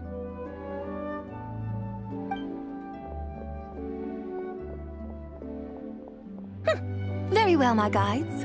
What are we waiting for? Okay, you're the boss. Yujing Terrace it is. After all, the customer's always right. Something else you needed to do? Oh, Paimon likes that idea. And what, may I ask, is a photo? It's this awesome invention that lets you record moments in the blink of an eye. Except, you've gotta try not to actually blink. Oh? What must I do in preparation then? Nothing.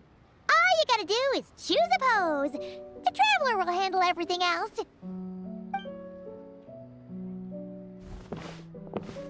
Come on, let's give it a try. Look, we got a great picture. Paimon's gonna call it The White Horse Adeptus Meets the White Horse Adeptus in Liyue Harbor. Huh. They've even discovered a way to preserve moments in time. Now I truly am curious to witness what else these mortals might accomplish. Very well, let us proceed. Yujing Terrace lies in that direction, does it not? Hey, wait for us!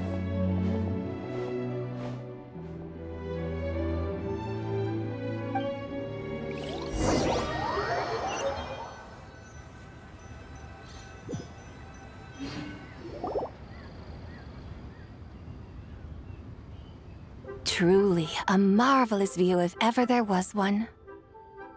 It seems the charm of this Liyue Harbor is only heightened by the sun's dying light.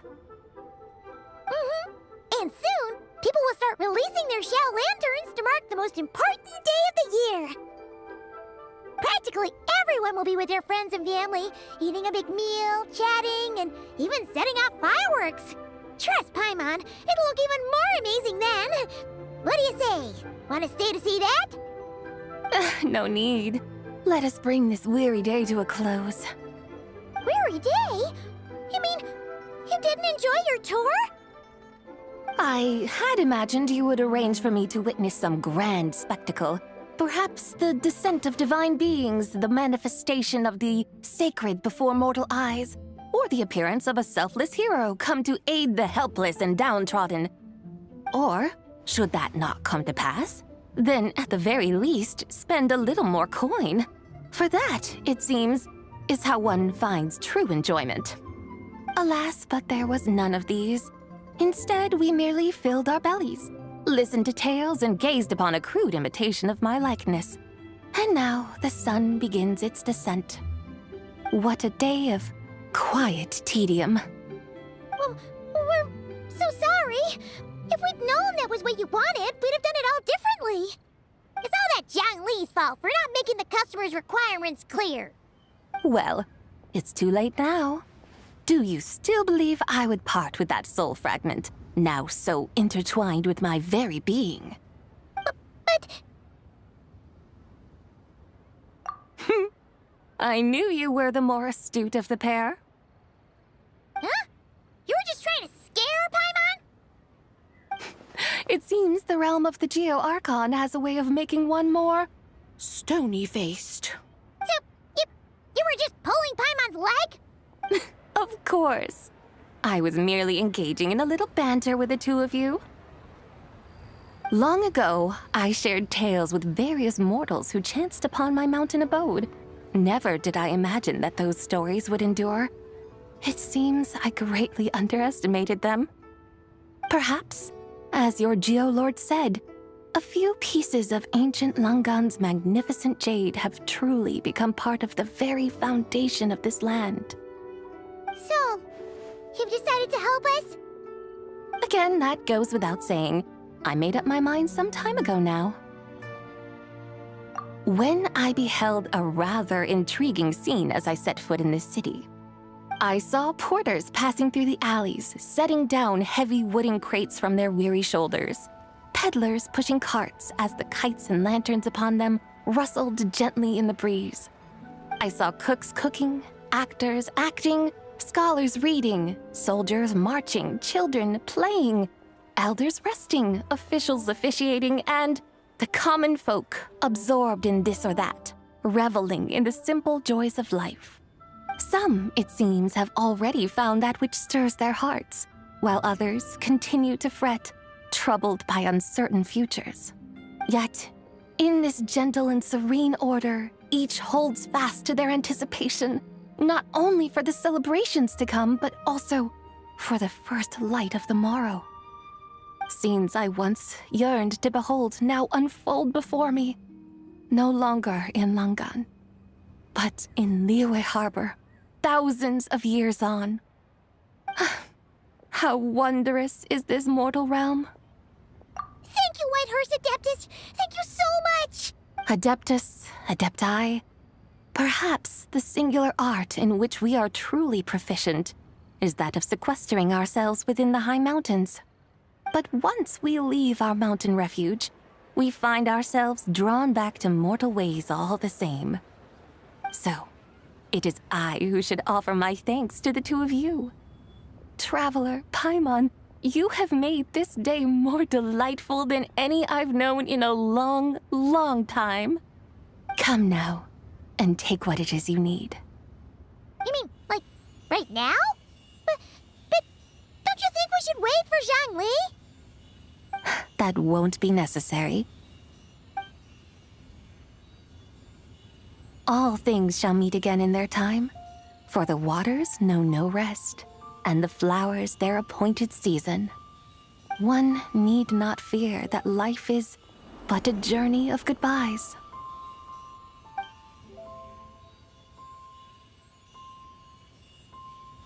Is she gone?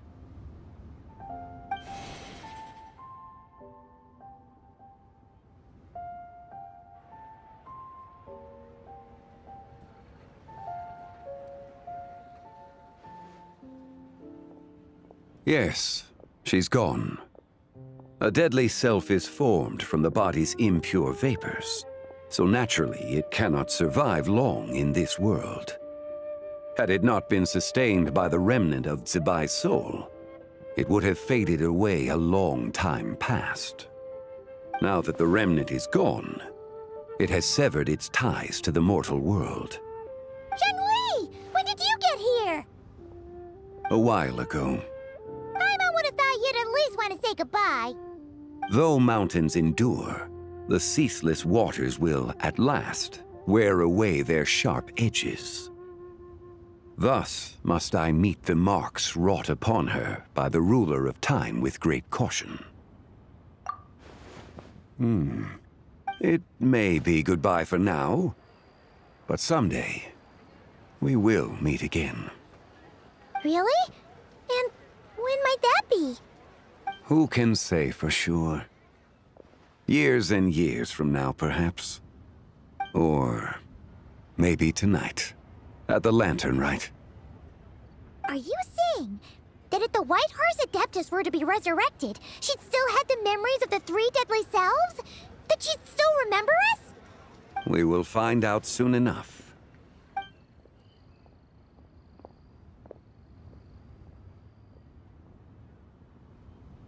It is time.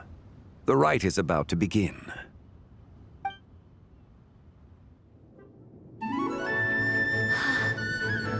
The rite is about to begin. Is the moon really gonna disappear? Got your lanterns ready, everyone? All set. Might be about time to put eyes to the sky. Wouldn't you say, Tianchuan? Look!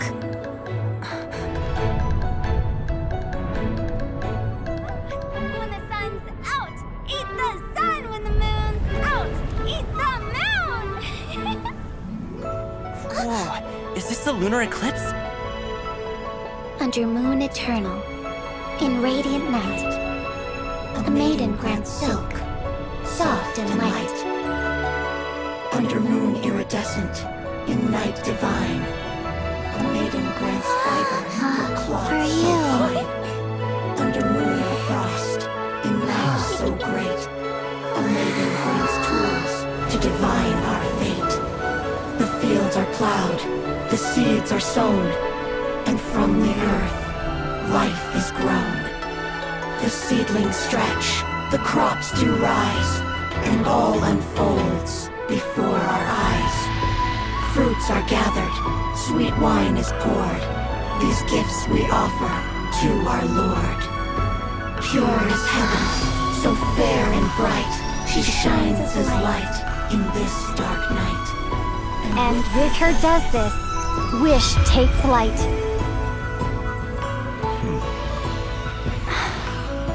Devoted soul, scattered and unbound. Let this lantern guide you home. By its light be found.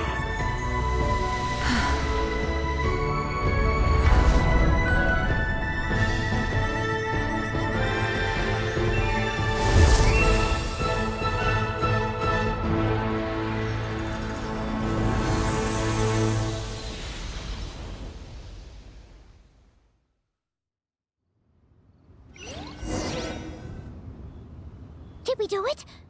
Do we finally get to meet the real White Horse Adeptus?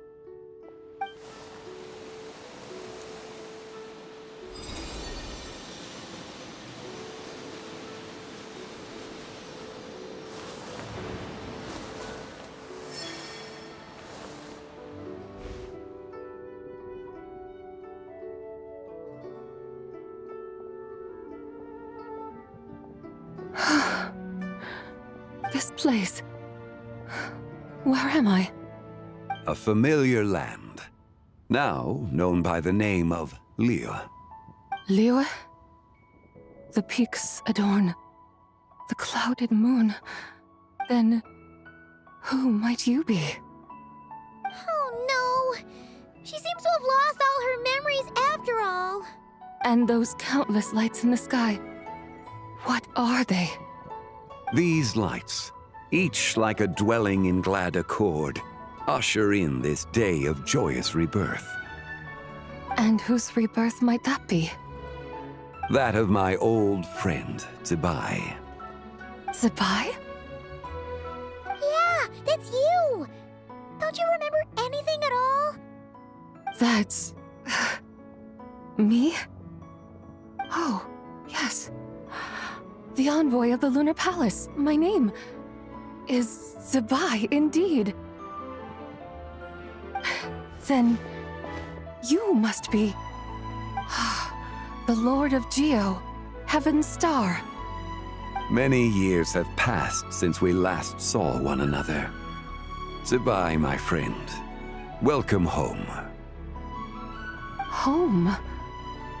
But why does this place, this Liyue, feel at once so strange and yet so familiar? Who you are? Who are you? Ah, yes, I remember now. You are that treasure-hunting damsel, the one stricken by the poisonous fish stew. How goes your quest for treasure? You must have achieved both fame and fortune by now, I trust. Hey, you've got it all wrong! You're talking about Lu Xiangxiang. And how many times do we have to tell you? She wasn't poisoned! Sheesh! Hmm? But I could have sworn... Oh, that's right. You're that impudent blonde youngster who kept meddling in my affairs. And to think you even had the audacity to presume yourselves worthy of being... What was it again? Ah, yes, of being my guides. How very wonderful to see you again, my most faithful and beloved guides. I trust all has been well in my absence? Well, she finally got it right. But that sudden mood swing felt even weirder. It's like her head's packed full of slimes. It is possible that her cells have not yet settled. After all, they've only just been brought back together. It may be some time before she fully recovers. Huh? You mean, kinda like she's still half asleep? That I cannot say for certain. Perhaps a few days. Perhaps a few years. A few years? Mortal years are but a poor measure when divine beings tread the realm of dreams. Well, if you say so. Anyway, at least she's whole again, right? That already seems like a pretty good outcome to Paimon. Yes, there is little cause for worry. We need only wait and let time take its course. Say, what are those little creatures over there up to? Celebrating Lantern Rite, of course. And those lights up in the sky? Those are all Xiao lanterns. This year, each and every one of them carries a little wish inside. Lantern Rite. Then, may I join in too? Of course! Why else do you think we've been running around like headless chickens these past few days? Tell you what, Traveler, why don't we take the White Hearse Adeptus out to celebrate? Who knows? Maybe seeing some familiar faces might help her find her feet? Hey, Zhangli! You've got some time on your hands now, right? Why don't you come along with us? By no means a bad idea, Paimon. Oh, and Zabai, before Paimon forgets, when we meet the others later, remember to wish them a happy Lantern Rite! Happy... Lantern Rite? Happy Lantern Rite! Yes, Happy Lantern Rite indeed. Well then, let's go!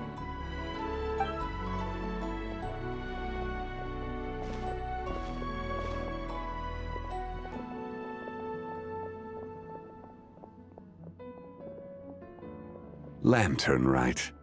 A night of joy, reunion, and moonlit blessings for all.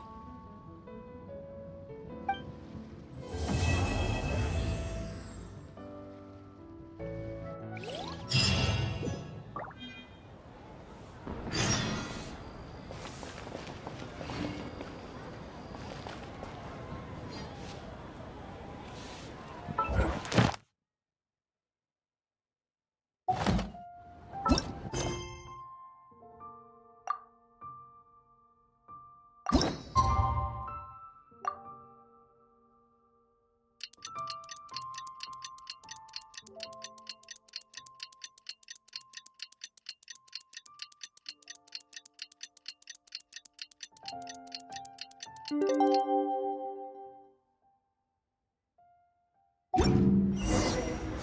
wonders how the White Horse Adeptus is getting along. Maybe we should check in on her? We can ask Zhangli where she is.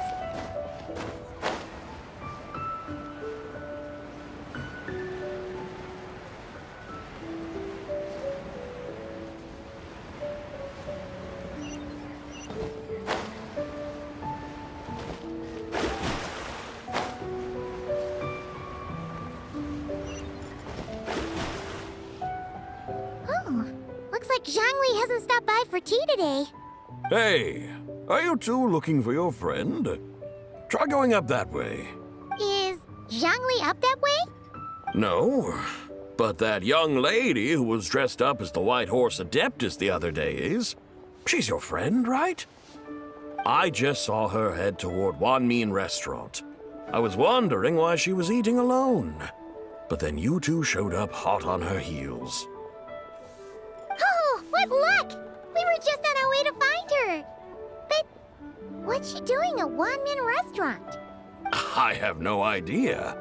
I said hello, but she completely ignored me. She couldn't have forgotten who I am, right? I mean, we're kindred spirits, aren't we? Maybe she's still half asleep, but her brain might be a little fuzzy. Oh, that makes sense. I was wondering why her eyes were so red. Her eyes were red? Oh, that doesn't sound good. You young people, staying up all night because you think you're invincible. Look at your friend. Missing out on sleep so she can pretend to be the White Horse Adeptus.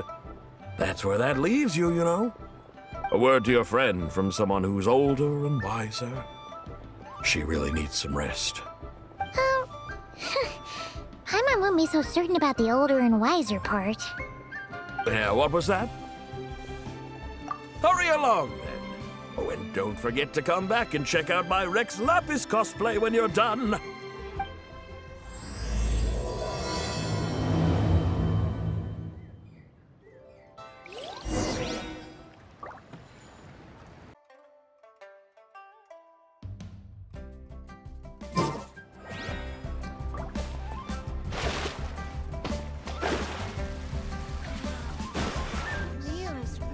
Where's the proprietor? Come out and see me at once! Xiangling and Chef Mao aren't here right now. What can I help you with? And who might you be? My name is Shenhe. I work here at Wanmin Restaurant. Shenhe. Shenhe. Are you that crane adeptus who loves planting mint? It's been a few days. Have you improved your gardening skills? Did you manage to cover the slopes with mint? Mint? I don't know anything about mint. But I am familiar with Genshin and glaze lilies. Ha! Already casting mint from your mind. How can a practitioner of self-cultivation be so fickle, chasing after every new plant that catches their eye? I'm not sure I get what you mean. Are you delirious from hunger? Would you like something to eat? Shenhe! White Horse Zabai! So this is where everyone is! Traveler, Paimon. It's been a long time. Happy Lantern Rite. Is this customer a friend of yours? Don't mind her, Shenhe. She's just a little cranky because, she didn't sleep well last night and she's only just woken up. Look how red her eyes are. I see. In that case, Miss Zabai, I have a tonic here infused with Genshin. It's cool and soothing when applied to the eyes. Would you like to try a few drops? Stop right there! Who are you two noisy children? Hey! Have you forgotten about us already? Guides. Yes, I seem to recall something about some guides. Ah, yes, now I remember. What luck! I was just looking for someone to show me the way to Elong Wharf. Huh. Is she starting to come around? Someone requested my help in purchasing some tea leaves. I was informed they have discounted prices during the festival and that I shall get a good deal there. Tea leaves? This sounds like Zhongli's doing. He sure knows how to get people running errands for him. Your friend Rex Zhongli initially requested the most expensive tea, but then a young lady in a hexagram hat mentioned he'd burned through the Wangsheng funeral parlor's yearly expenses at an exhibition a few days ago. As such, he is only permitted to buy items that are discounted this month. Oh, that's his boss, Hu Tao. It's about time she realized the problem and put a stop to his spending sprees. Oh, I see. So that's why you're here. Unfortunately, Wanmin Restaurant doesn't sell tea leaves. If you're truly in need, I could gather some wild tea from the mountain slopes. You don't sell tea leaves? But I remember your boss, Miss Lu, saying that she owns tea fields. You really should get some rest. The person you're talking about isn't the boss of Wanmin Restaurant. She's just like you. She came here to eat. Is that so? Life really is full of surprises. What surprises? Your brain really is as gooey as a pack of slimes. Paimon can't believe Zhongli entrusted you with going all the way to Yilong Wharf and buying tea. That would be excellent, my dutiful guides. Yes, Miss Crane. I apologize profusely for my improper behavior just now. Please forgive me. I completely understand. Master often says that the human body is like a mechanism in need of regular maintenance. When a person cannot rest at night, they are sure to become irritable and on edge. Miss Crane, you appear reasoned and compassionate on the surface, yet I sense dark forces churning within your spiritual core. Those red ropes you wear are what bind them. Am I correct? Oh. You can sense that? Indeed. I also sense that with your strength, you might try undoing one or two of those bonds when training. Untie Shen has ropes? Wouldn't that be risky? Though the use of red ropes to bind the soul is a wondrous technique, practitioners must eventually learn to break free from external aids and look within themselves for restraint. Master has told me similar things, but I am not ready yet. Your self-cultivation has progressed far enough. Then I will seek further guidance from my master. If you still have doubts, you can find me at the Baiju Guest House. I'll be taking up residence there for a while. For now, my dutiful guides, let us be off.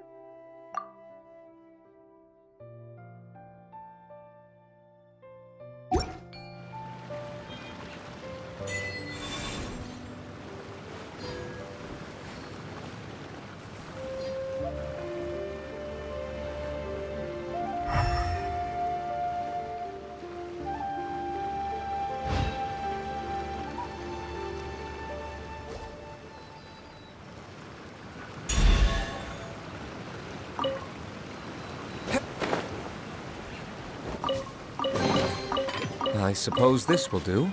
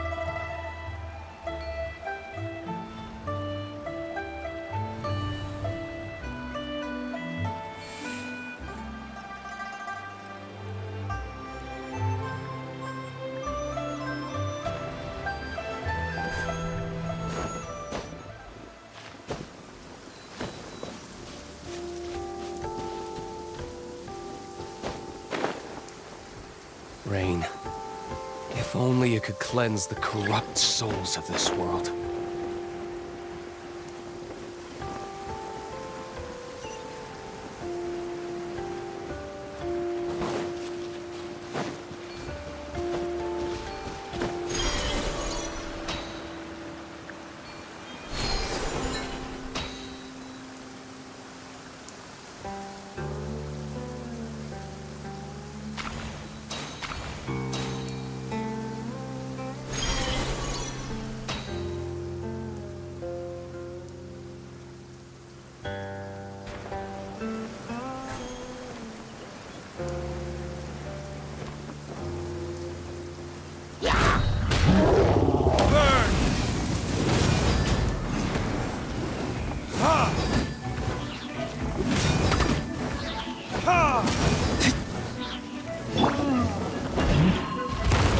spark things up a little. Written in the stars.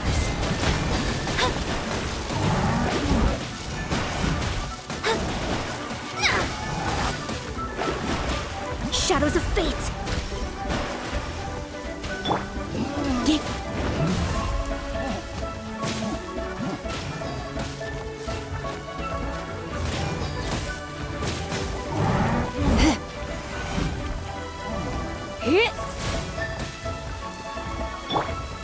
Let it rain.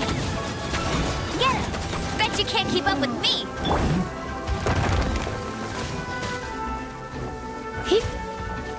You're in for a little shock.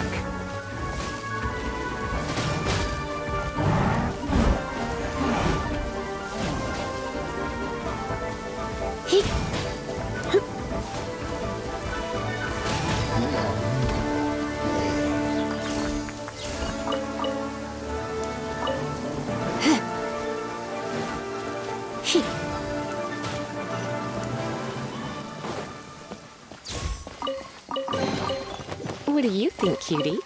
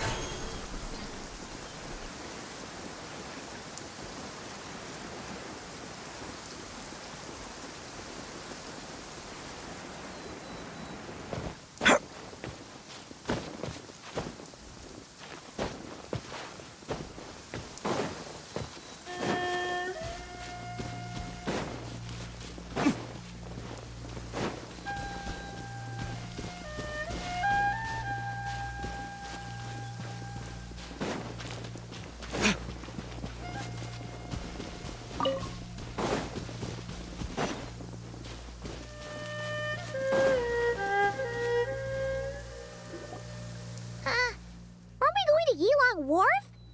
How do we end up on this mountain? Is that small town over there not Elong Wharf? I sense a familiar scent wafting through the air. You're right! Except for the smell part. Paimon doesn't smell anything. That is because this scent. Oh, yeah! Shenyu Vale does have a lot of jade, but Paimon didn't think jade smelled like, anything. Naturally. This has reminded me of something. And what's that? A few simple tricks for mastering one's power.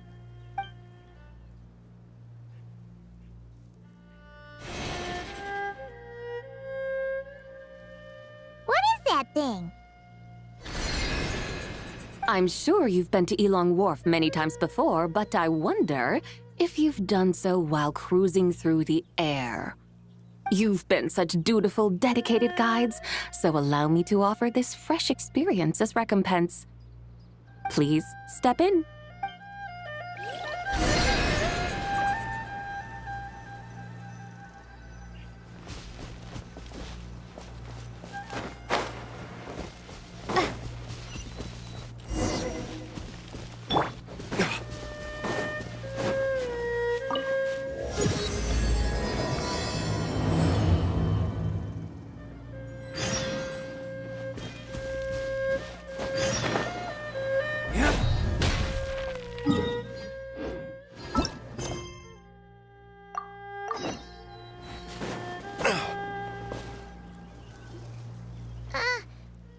Is that? You're right! That is because this scent. Oh, yeah. Naturally. A few simple tricks.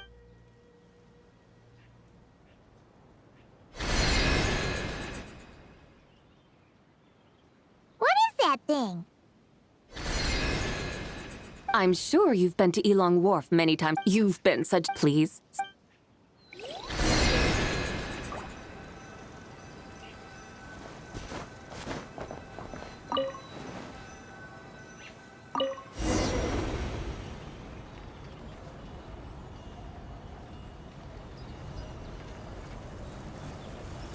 This is amazing!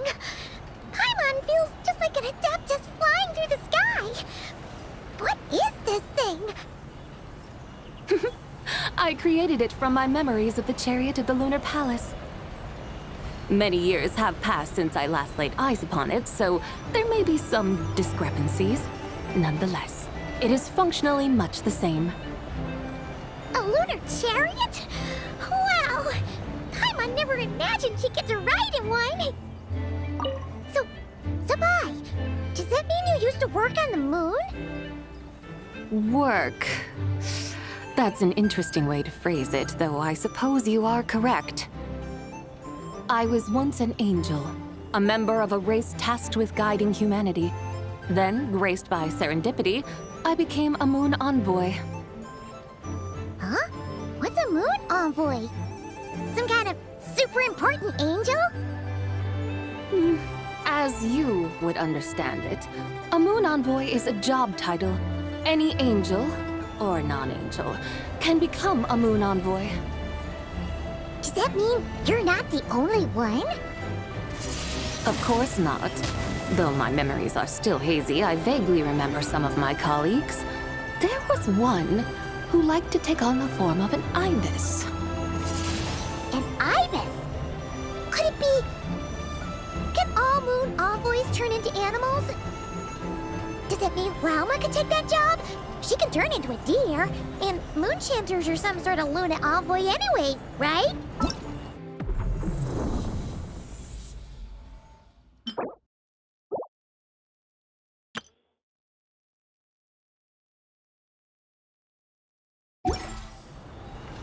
Moon chanter? I have no idea what those are. Oh, okay then.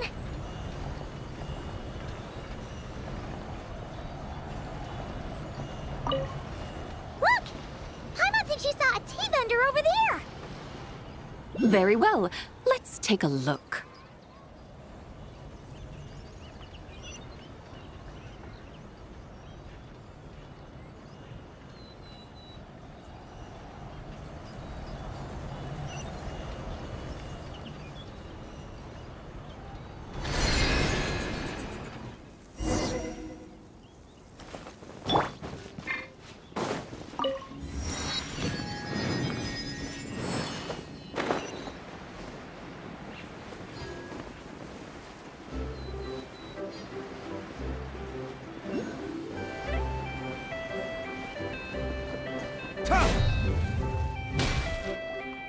Welcome, please have a look around. We only sell teas of the finest quality sourced directly from Chaoying Village. Right now we're offering a special discount for Lantern Rite. Look over there! Discounted tea!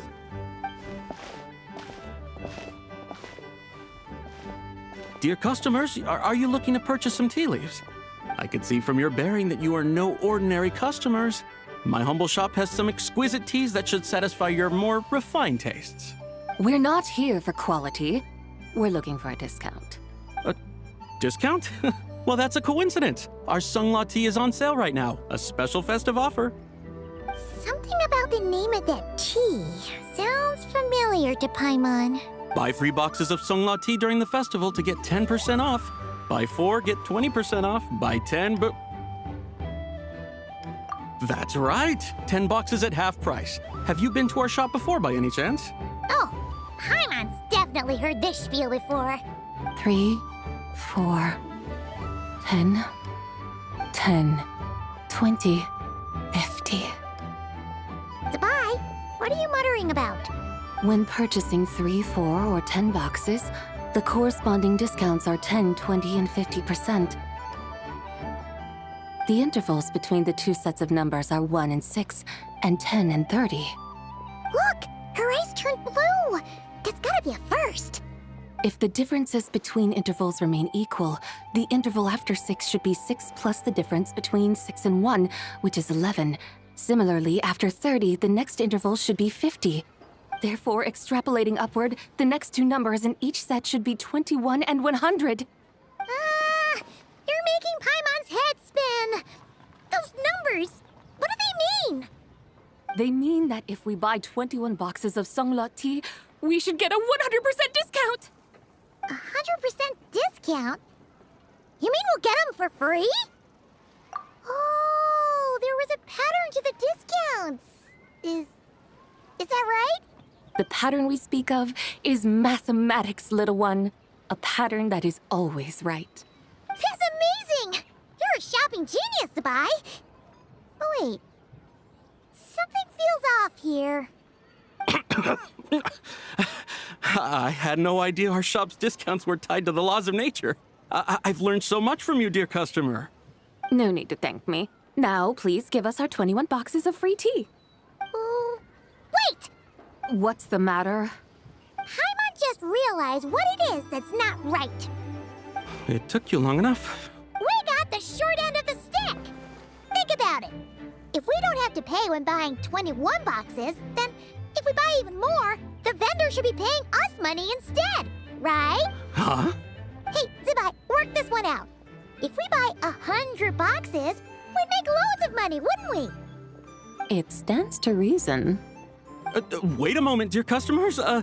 Don't you think you're haggling a little too hard?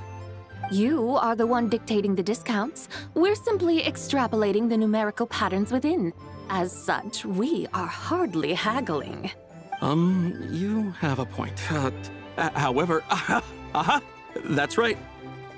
I'm so sorry. I just remembered. My supplier didn't come today, so we don't have any tea after all. Such a shame. Terribly sorry about this. Awful luck. Where can we find your supplier? Well... Not to fret. We'll save you the effort and go straight to the source ourselves. Well, you see, dear client, the supplier's discount isn't as generous as ours. You won't be able to get the same price from them. Huh? Does that mean they won't pay us for taking their tea? They might not even offer you a 100% discount. How very unfortunate. Nevertheless, as the original supplier, they must offer some sort of discount. Besides, we're not looking to make money. We just want a good deal. Well, that's great. My suppliers are all tea farmers from Chaoying Village. You can go ask around the village, but please don't say I sent you. Do not worry. We appreciate your generosity. Referring customers to your business partners, even choosing to remain anonymous, the demeanor of a true gentleman indeed. Your business will surely prosper. I hope you're right. Then let us head to Chaoying Village. Do you know the way, my guides? Of course! Just follow us.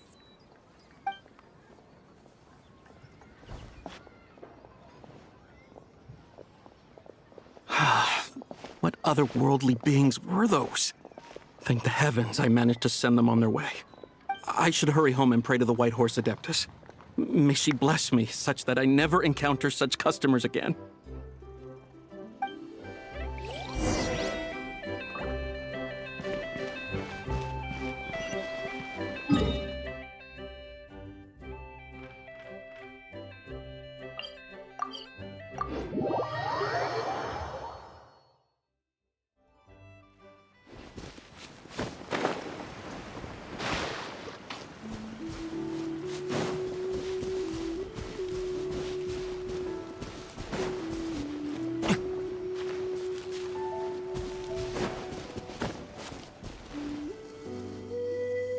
Here we are! Chaoying Village!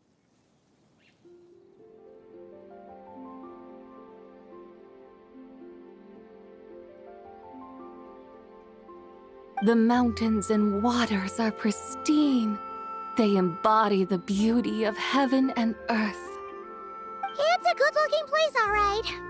But it's hard to enjoy the scenery when Paimon can't stop thinking about all that tea-buying Mora we're missing out on. Should fate dictate, Mora will find its way to you sooner or later. Well, Morak certainly finds us often enough. He even sought us out in person this lantern rite. For now, let's look around and see if any tea farmers are selling their crop. We'll be able to see more clearly from up high. Let's take to the sky and enjoy the beautiful scenery while we're at it.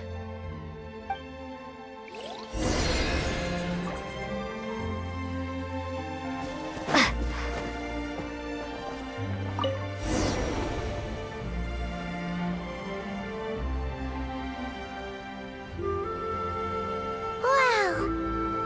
Ying village looks beautiful from up here. Indeed, the houses here are quite different from those in Liyue Harbor. They follow the natural contours of the mountains, forming unique, elegant structures. Yeah, it's super beautiful.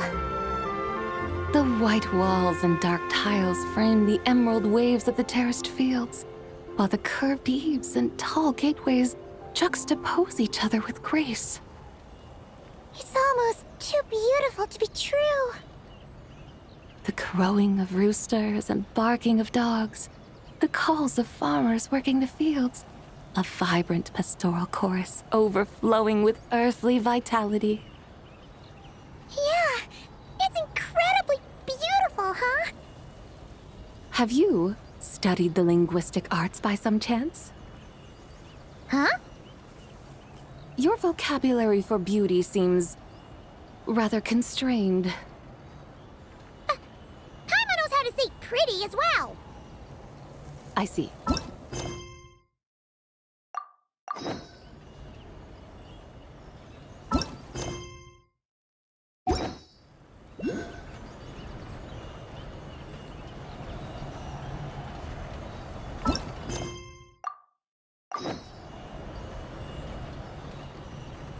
Look! There's someone in that tea field! And they look kind of familiar. Wait, is that Lu Shanxiang? And who is that? Oh, you'll remember her once you see her up close.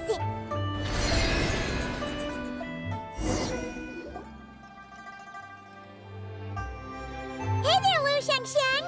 It really is you! Huh? Paimon, Traveler, and the White Horse Adeptus. Fancy seeing you here. The White Horse Adeptus has a name now. You can call her Zabai. And you are... Wait. I remember now, you're... Don't say anything about food poisoning or fish. You're the young lady who wanted to rise above the rest, are you not? Yes, that's me. But I'm in a bit of a state right now. At best, I can say I've fallen below them. Fallen below them? What happened? Like I said the last time we met, I'm being punished according to family rules. My father, mother, grandfather, grandmother, other grandfather, other grandmother. Oh, that's a lot of family members. Yeah, and on the night of Lantern Rite, they held a family meeting to discuss my situation. So, they do care about you. There's no doubt they care. But they think that since I caused all that trouble in Liyue Harbor, it shows I can't be trusted on my own. They decided to ground me. Ground you? Yeah, though they're not confining me to my room. Instead, I have to personally nurture a tea seedling until it grows big enough to be sold at market. Aw, a tiny little tea baby. Do they want you to experience what it's like to be a parent? It's supposed to cultivate my character and temperament. They say this will help me calm down and reflect on my issues. What happened in Liyue Harbor really wasn't your fault. Oh well, at least this punishment doesn't sound too harsh. So, how long will it take for the little tea baby to grow? Actually, I don't know. I've never grown a tea tree before. It usually takes 2 or 3 years. 2 or 3 years? Yes, the tea in this garden requires 2 or 3 years to mature.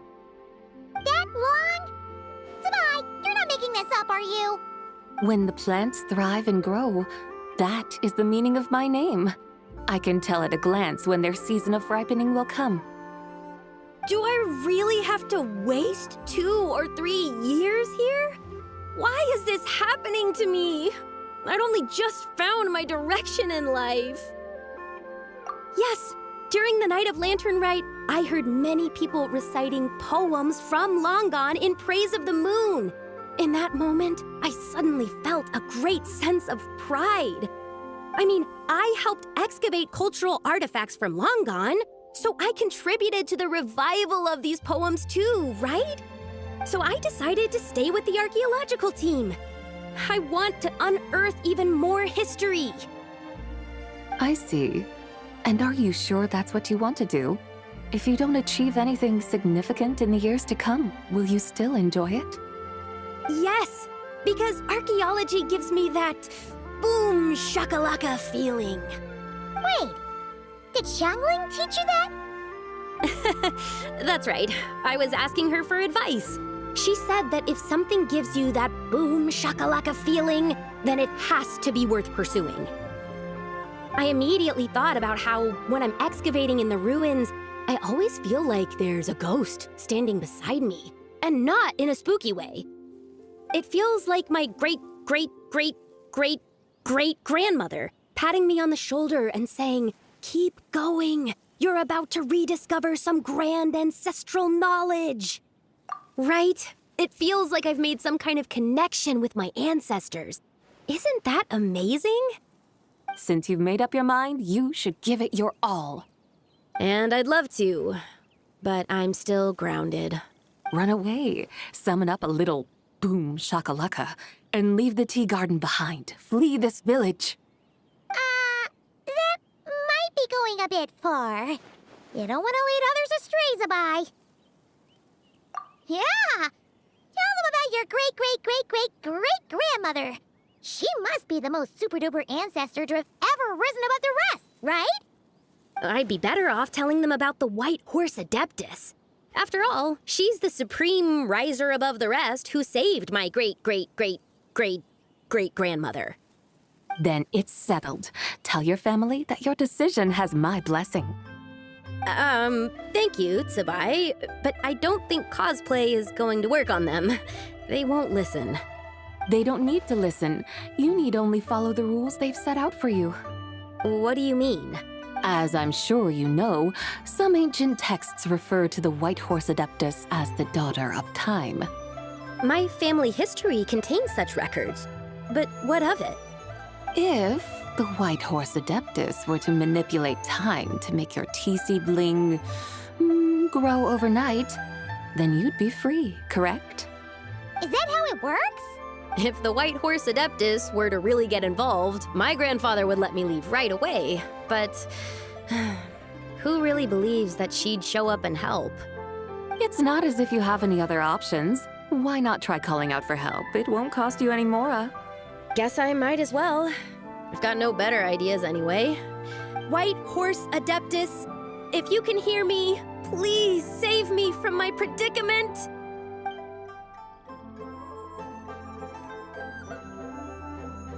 Ugh. Nothing happened, as expected. Perhaps the White Horse Adeptus has already heard your prayer. Why not come back here tomorrow and take a look? By then, the seedling you planted may well have grown into a thriving tea tree.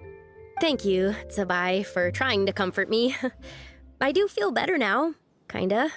But can't you really do something like that? Oh, it's getting late. Why don't you all stay at my house tonight? My family may be strict with me, but they're always welcoming to guests. That sounds great! Let's get some sleep and then come back here tomorrow to see if our tea baby has grown.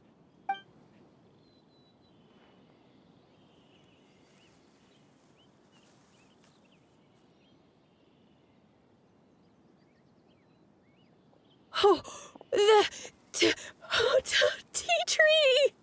Whoa! Your tea baby is all grown up! Indeed, it has grown into a mature tea tree that can stand tall in the face of wind and rain. How is this possible? It must be the work of the White Horse Adeptus. Her prayer must have moved her. Are you sure? Perhaps she heard your prayer and chose to answer the call. She once saved my great-great-great-great-great-grandmother. This time, she saved me. That's incredible!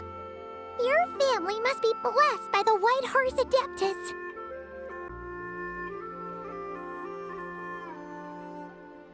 I I guess so. I need to tell everyone the news right away. They'd better. Since this is the will of the White Horse Adeptus, I don't see how they could object. Go. And if you run into any more trouble, call out to the White Horse Adeptus just like yesterday. Thank you so much. Paimon really thought you were going to use Adeptal energy to make the tea baby grow, Zabai. When an Adeptus exerts effort, consuming their energy, is that not using Adeptal energy?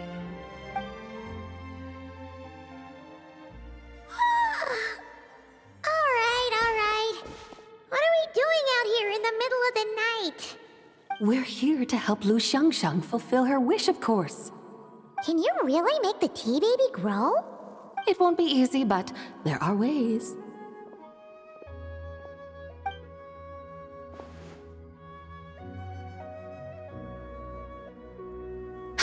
There, it's grown. Hey! You just transplanted a tea tree from over there! So, there's a mature tea tree here now, yes? Oh, yeah, but... And am I not the White Horse Adeptus? Well, yeah. Is this tea tree then not a manifestation of the White Horse Adeptus's will? You're not wrong. But again, there's something not quite right about this. Maybe this will become another mystical Adepti tale recorded in their family history. That would be marvelous. Paimon thinks so too. Hey, Traveler! Zabai seems to be doing much better now, don't you think? Oh! Paimon bets that's why Zhongli chose to send her on this errand. That's a great idea! We've already shown her Liyue Harbor, Yulong Wharf, and Xiaoying Village. How about we head to Qingce Village next? Qingce. That name sounds familiar. The scenery there is really beautiful. Pretty, too. It's the perfect sightseeing spot. How about we show you around? I must say, I have been mightily impressed by the mountains and waters of Liyue. Please lead the way, my dutiful guides. All right, let's go!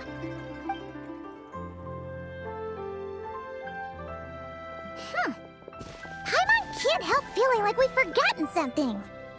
Pay it no mind. I've already forgotten more than you will ever know. All right. If we forgot something, it can't have been that important to begin with. Qingce Village, here we come!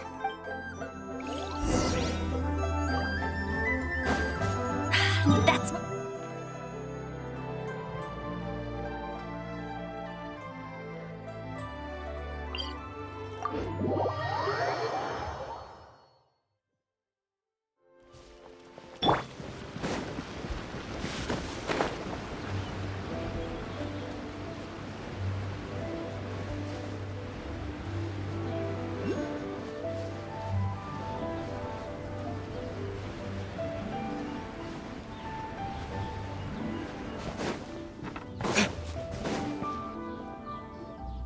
We should plant cucumbers. We should plant canolas. We should plant cucumbers. They're easy to sow. We should plant canolas. The flowers are pretty. What are you arguing about, little ones? We're deciding what to plant in our field once Lantern Rite is over. Yeah. Dad gave us a small plot of land to grow our own crops. He said we can keep all the more we get from selling them. We should plant cucumbers, right? Dad plants cucumbers every year. We should plant canolas. We can press the seeds for oil. It smells good and sells for a good price. Ah, an agricultural debate. This should be easy to sort out. Granny, are you a farmer? Could you tell us what to do? Granny? What did you just call me, you rapscallion? Oh no, her eyes are gonna turn red again. It's just, my granny smells really nice, and you smell nice too, so... Sorry. How about we call you Auntie instead? Auntie? Oh, all right. Big Sis Zabai, Can you help us decide whether we should grow cucumbers or canolas in our field? You little rascals! Using priceless land like this just for cucumbers and canolas? What a waste of heaven's gifts! Huh? What should we plant instead? With the coming of spring, when all things awaken, the fields should be sown with the 5 grains. What are those? The 5 grains are life's staples, the heart of the people's table. I notice the people here mostly eat rice, so that is where you should begin. Based on the local climate and soil, seedlings planted in mid to late spring should produce mature grain within 2 or 3 months. When autumn comes, you can plant a second crop, with time still to harvest it before the first frost. The rice you harvest can be sold at market or kept in your stores. It's a far better choice than cucumbers or canolas. Oh, but Big Sister Zubai, I like canolas. That's no issue. It is unsuitable for continuous cropping in any case. You can rotate it with rice to maximize your yields. After the second rice harvest, around wintertime will be the perfect opportunity to sow their seeds. And when they mature in mid to late spring, you shall be just in time to sow the first rice crop of the year in turn. This way, your field will sustain balance. Rice and canola in a harmonious cycle. Wow! That means we'll have crops to harvest all year round! Wait a minute! If rice and canola take up the whole year, what about my cucumbers? A firefly dares rival the brilliance of the moon? In what twisted universe should cucumbers vie for land with rice? Big Sis Zubai! You're going to hurt Lil Bee's feelings! Auntie hates cucumbers!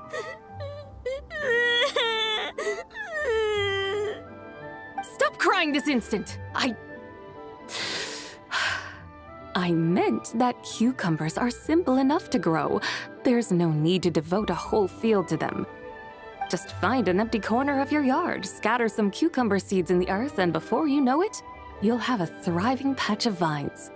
Cucumbers delight in sunlight and moisture, but they suffer in cold weather. If you wish to plant them this early in the year, you should make sure they're protected from frost. Wow. Is it really that simple? Let's hurry home and get started right away! Are you really in that much of a rush? Well, thanks, Big Sis Zubai, who's fierce but really good at farming. We gotta go! Thanks, Big Sis Zubai! See you around! Paimon never imagined you'd know so much about farming. What's so strange about that? The people of Langan called me the god of soil and grain. Are the fields not made of soil? Is rice not one of the 5 grains? Huh. That's true. So, if the god of soil and grain is a farming god, that means the White Horse Adeptus must be a farming adeptus, right? Of course, the god of farming is down to earth. Mind your tongue, impertinent child. How dare you diminish the lofty bearing of an adeptus? Hey! You're the one who said the god of soil and grain is all about farming. Enough! It's time for us to take to the skies once more. Join me now. Witness the majesty of mountain, water, and field, and broaden your horizons.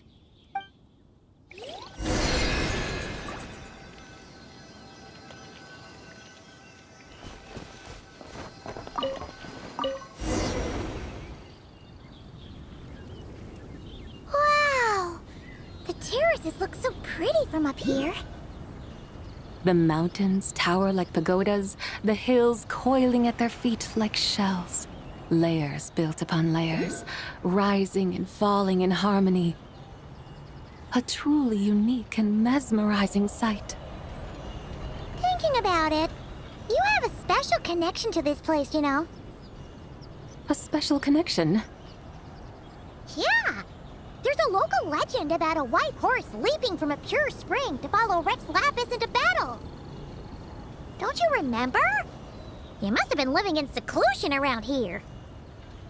That does sound somewhat familiar. Oh, and if we keep going up this way, we'll reach a super-duper spooky spot. He might have a connection to that place, too. There's an ancient array that seals away the remains of a...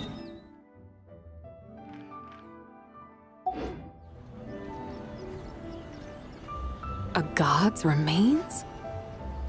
Yeah! The people of Liyue turned that story into an opera called The Sanctification of Tao Do. Does that ring any bells? Tao Do. Huh. The 7 and 8 gates array. That's right, that's right! You do remember! Buna, the god of the underworld, who could pacify the forces of life and death. Huh? So, Tao Do had another name? Let's go take a look.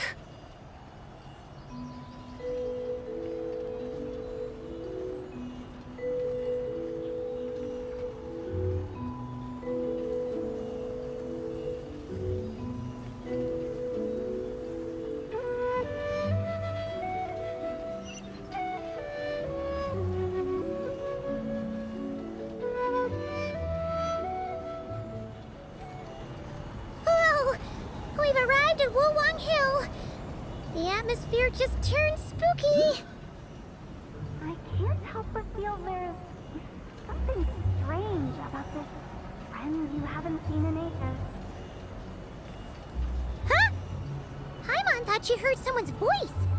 Let's head down and check it out.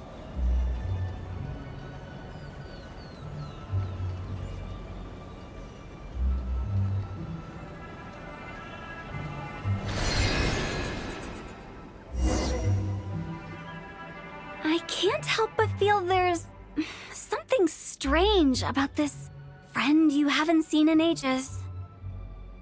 Strange? Whatever do you mean? Her strangeness defies description. This Miss Zabai is a full-blown enigma, don't you think? I'm afraid I have no idea what you're talking about. Aren't you worried about sending her all the way to Yilong Wharf on her own to buy tea? What if she gets lost? Where there are people, there are paths. Now I'm the one with no clue what you're saying. She can ask for directions. And then what? She will meet strangers in unfamiliar lands, build friendships, part ways. Hers will be a long journey indeed. The further the journey, the more footprints one leaves behind. The deeper those footprints, the harder it is for time to erase them. Ah, so you want her to make new friends. I see. But from what you say, it sounds as though she's not from Liyue. ああ。以前はリーウェのものとは言い切れなかった。だが、これからはそうでなくなるかもしれない。You're sounding stranger by the second. Huh. Oh, over there. Oh, look who's here. Hu Tao! Zhongli! What are you doing here? Traveler. Paimon. Fancy meeting in a place like this. Oh my, and Miss Zabai too. Sounds like fate to me. We were taking Zabai to buy some tea from Yilong Wharf. Zhongli sent her there, though she didn't even know the way, and... Oh, drat! We forgot the tea! Oh, Paimon knew we were forgetting something. What's done is done. There's no need to dwell on it. Fresh tea grows with each passing year. Let fate deliver it as it wills. Exactly. You can get tea wherever you go. You're hardly running low now, are you? Paimon feels a lot better now that you've said that. Still, I'm a little confused. If you were buying tea, how did you end up all the way out here? We're taking Zabai on a sightseeing tour. We started at Liyue Harbor, stopped in at Yilong Wharf, went sightseeing around Xiaoying Village, made our way to Qingce Village, and now we're here. Wow, that is quite the itinerary. Yeah, actually, Paimon thinks it's about time we headed back. I'm here to pay my respects to my ancestors. My dear consultant kindly agreed to join me. It is Lantern Rite, after all. Adepti and ancestors should be venerated alike. Ancestors? Wait, could you be? Are you heir to the Wu-Wong kid? Or perhaps the lone butterfly of the Crimson Flame? Whoa! Have you got all your memories back? Huh? Miss Zabai, you know about the Wangsheng funeral parlor and the 8 adepts? I happened to hear a storyteller expound on the sanctification of Tao Do. Lots of people know that story, sure, but very few can discern my family lineage from just a glance. Well, Zhongli, your friend here really is quite something. Unfortunately, there's no time to dally right now. We have a hill to climb. Perhaps once today is done, we can find time to chat over tea, recite poetry, and admire the moon? That would be wonderful, Director Hu. Oh, and before we go, you've been traipsing around all day. I suggest you stop off at the Wangshu Inn on your way back for a good night's rest. Wouldn't do to exhaust yourselves, Don't mention it. All right, we'll take our leave now. See you later. Hotel's so thoughtful. Why don't we follow her advice and stay at the Wangshu Inn tonight? Zabai, you can see the whole of Dihua Marsh from up there. The view's amazing. Plus, you can sample Smiley Yinxiao's cooking. Wangshu, an intriguing name. It couldn't hurt to check it out. Awesome! Let's go!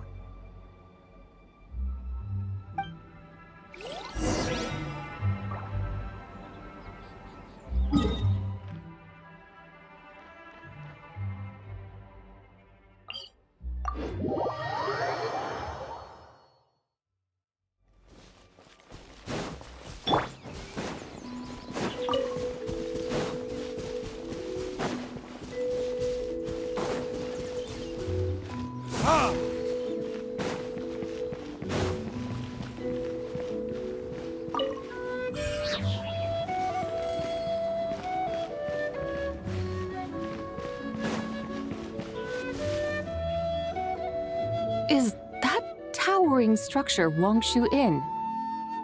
Sure is. We can take the lift up from over there. Always walking the path long trodden. Does retracing others' footsteps not tire you? Come on, get in. We'll fly to the top.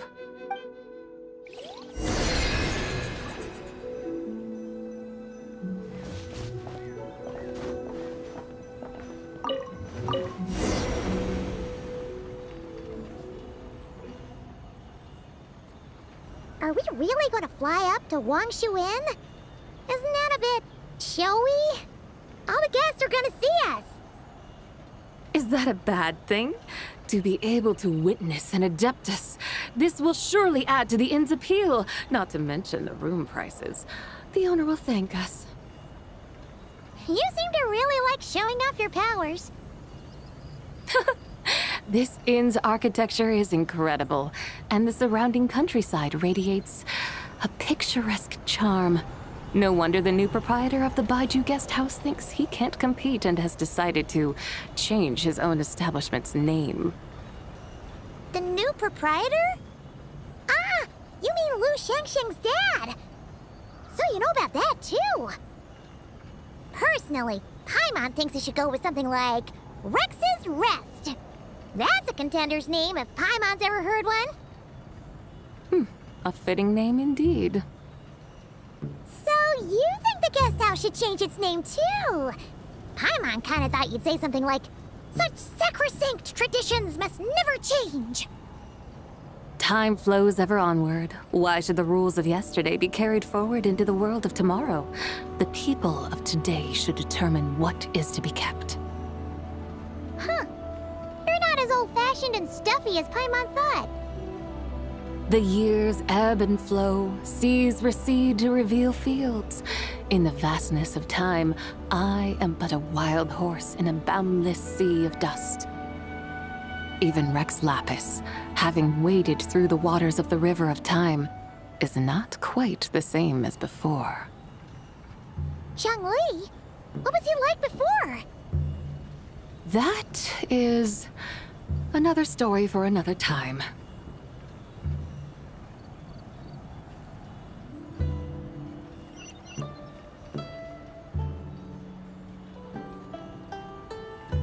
We have arrived.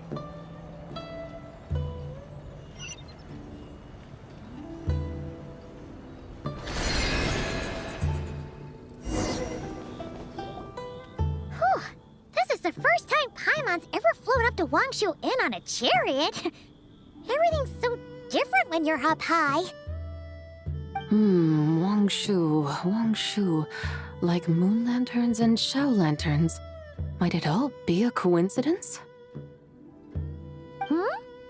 What's a coincidence? Do you not know what Wangshu means? Wangshu can refer to the moon, but its original meaning is actually the goddess who rides the bright moon's chariot. And you must be the conqueror of demons. Xiao! Paimon was wondering if we'd disturbed you by flying down from the sky. Not at all. I sensed an unusual presence long before you arrived, though I didn't expect it to be you in a flying chariot. Ah, a witness at last. I was starting to think we should fly a bit lower. 'Twould be awfully dull if no one ends up marveling at my lofty bearing. No need. This is already showy enough. I'm not one to do good from the shadows, as Rex Lapis is wont to do. Then you must be... Nay, I'm only cosplaying as the White Horse Adeptus, in truth. Cosplaying? What's that? Ugh, ignore her nonsense. She's a genuine article, the one and only completely authentic White Horse Adeptus. It's just, Xiao, did Zhongli say anything about her being a teensy bit not quite right? Mental instability, perhaps? Did Zhongli tell you that? No, this is my own speculation. Oh, you pretty much hit the nail on the head. It's like her brain's filled with a bunch of slimes right now, all gloopy and messy. There's a hot-tempered pyro slime, a math-obsessed hydro slime, and a mischievous little animal slime. But don't tell her Paimon said that, or she'll come and tell us all off. You white-haired rascal! Do you think I can't hear you? Uh-oh! We're in for it now! White Horse Adeptus. You must be weary from your journey. Why not take a rest? Oh, yes! You must be hungry, right, Sabai? How about we get some food? Oh, the chef here is incredible!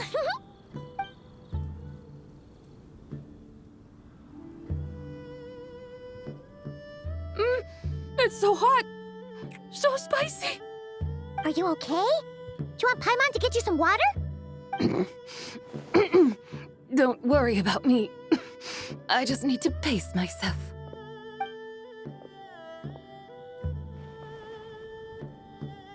So, regarding your friend and her condition, does even the Lord of Geo have no solution? Zhongli said we should wait and she'll get better on her own. But who knows how long that's gonna take. Is that why her personalities change so easily? Paimon thinks that has something to do with her 3 deadly selves. Zhongli told us that the deadly selves are impure, affecting living things that get too close. The White Horse Adeptus's remnant spirit was attached to the deadly selves for a long time. It makes sense that her temperament and memories would have been influenced by them. But Paimon still doesn't really understand what the 3 deadly selves actually are. Paimon, as you do not practice self-cultivation, I cannot help you fully understand. But you can think of them simply as emotions and desires. The act of severing the 3 deadly selves is a means of exercising wicked desires and cultivating one's true self. I believe other nations have similar practices. In Sumeru, it is known as shattering Atmagraha. Oh, so about emotions, desires, and attachments. That sort of thing. It includes those. I wonder, does she still remember what happened in the past? Some of it. But right now, it's like she was suddenly awakened. Like she's still half dreaming. The half that's still dreaming might remember things, but the half that's awake doesn't quite get it. Conqueror of demons, are you looking to learn about Rex Lapis's past from me? You are an old friend of his, so please, call me by my name. But Conqueror of Demons sounds so much more imposing. In days of yore, he was the Lord of Geo, Heaven's Star. Huh? You said the same thing the day you came back. But what does it mean? I'm afraid I can't remember. Hey! Did you really forget? Or are you just pretending so you don't have to tell? Why not ask Rex Lapis himself? Whether I've forgotten might be up for debate, but I am certain he remembers. He must have his reasons for not raising the past, and you likely have similar concerns. I shouldn't have asked. An answer that suits your style, General Elatis. Now that we're on the subject, though, I suddenly remembered something. Which is? In the distant past, there was a feast, which I attended. I faintly recall the Lord of Geo also being present that day. Oh! And then? Among the dishes served, there was one that could be found in every household throughout Langan at the start of spring. A dish called Flavor of Spring. I suddenly remembered the recipe for this dish. Is that it? Yes! Since it's Lantern Right here in Liyue, why don't I make some for you to try? That sounds good. Wow! It might not have been the story Paimon was hoping for, but this looks delicious! The spring breeze stirs. Now is the perfect time to savor this dish. My dutiful guides have gone to great trouble to show me around Liyue, and even the Conqueror of Demons has graced us with his presence. I feel deeply honored. This Flavor of Spring is my way of expressing my gratitude. There's no need for such grand words. What's this? Hey! It's that broken jade token from the Antiques exhibition! Indeed. This was once an Adeptal treasure of mine. I'm amazed it ended up in your hands. Alas, it serves little purpose now in its fractured state. Please, keep it as a memento. Oh, that's a shame. Can't we fix it? This is the way of the world. Once jade is broken, it can never be made whole. Then, what about forging a new one? That is a good point. That it has ended up in your hands must be a message from fate. I could try to craft it into a little trinket for you. One that might prove useful on your journey. Ooh, what sort of trinket? It's just a passing thought, one that will require the right opportunity. I'll think about it more when the time comes. Now that we've had our fill, we should get some rest. Tomorrow we return to Liyue Harbor, where I'll have need of your guidance once more.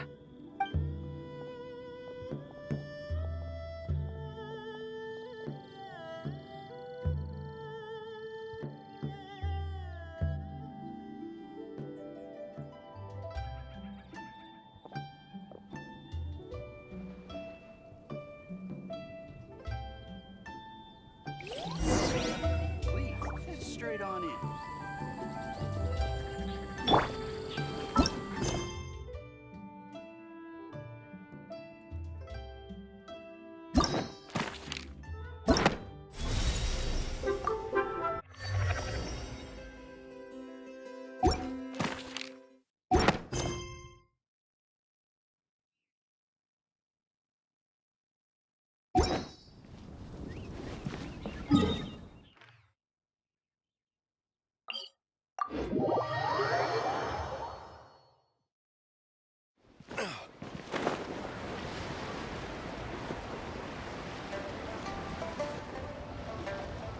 Chi-Chi, the lantern rite is almost over.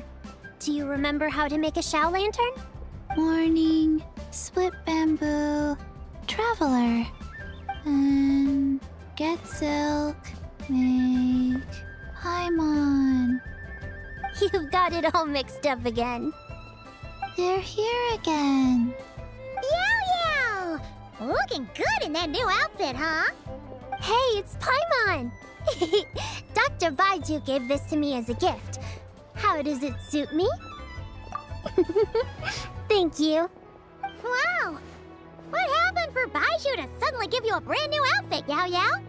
Dr. Baiju is thanking Yao Yao for teaching me to make Shao lanterns. Chi-Chi and I were just playing together.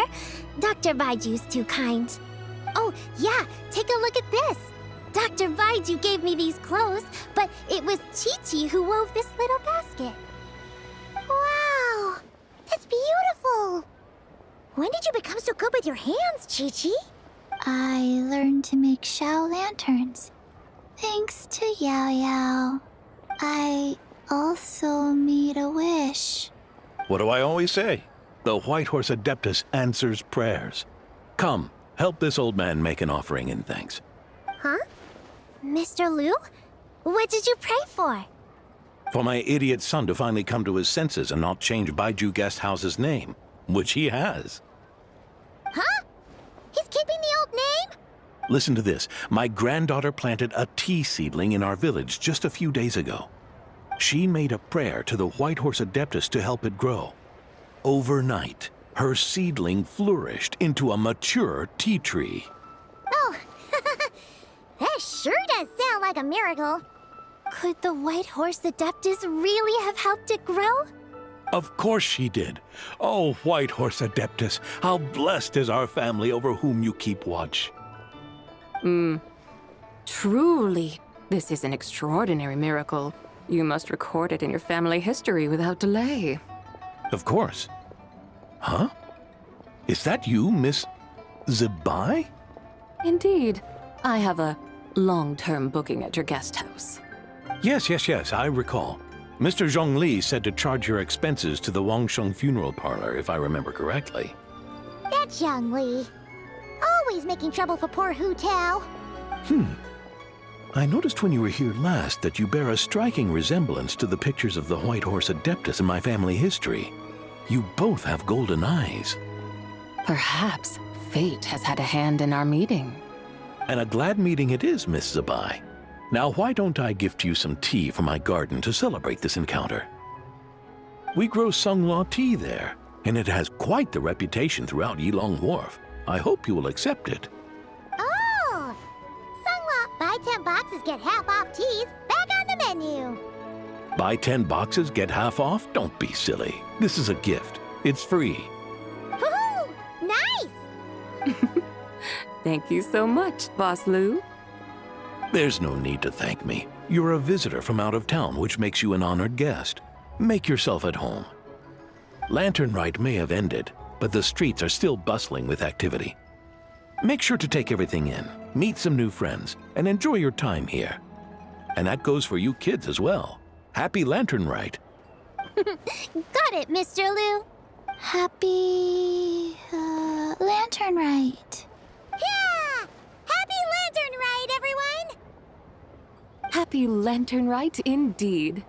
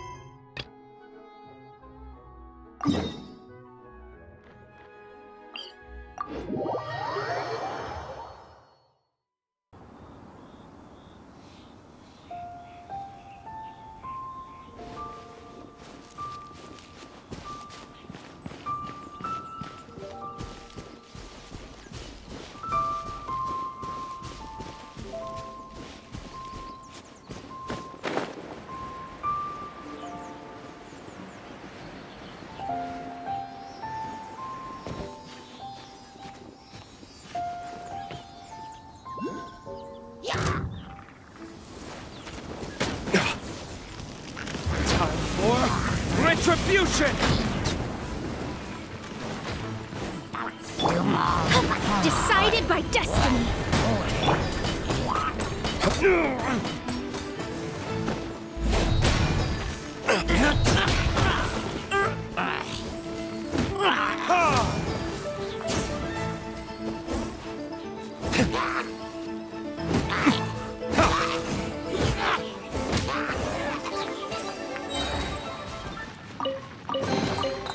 I suppose this will do.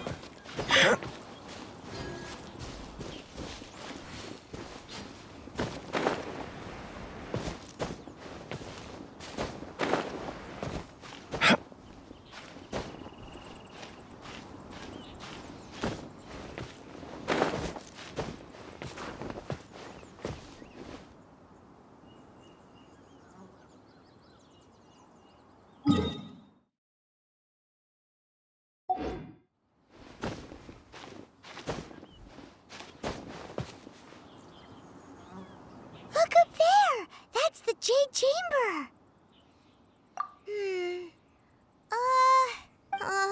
This is bad. Paimon's supposed to be your guide, but Paimon doesn't know where the way up to the Jade Chamber is. Well, since we want to go to the Jade Chamber, heading to its location on the map is the sensible thing to do. Let's look around. There has to be a way up there nearby.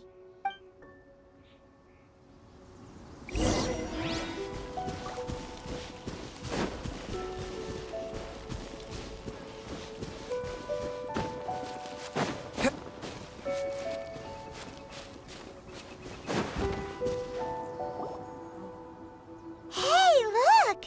There's some sort of mechanism thingy. Since this is the right place, it must have something to do with the Jade Chamber. Yes, this must be the way.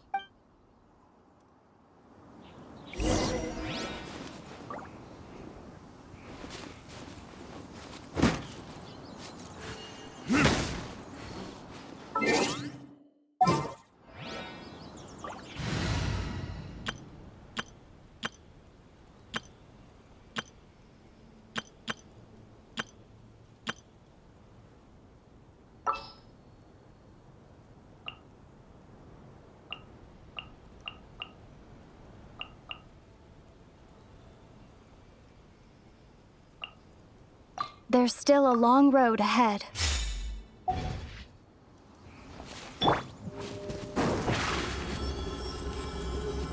Over here!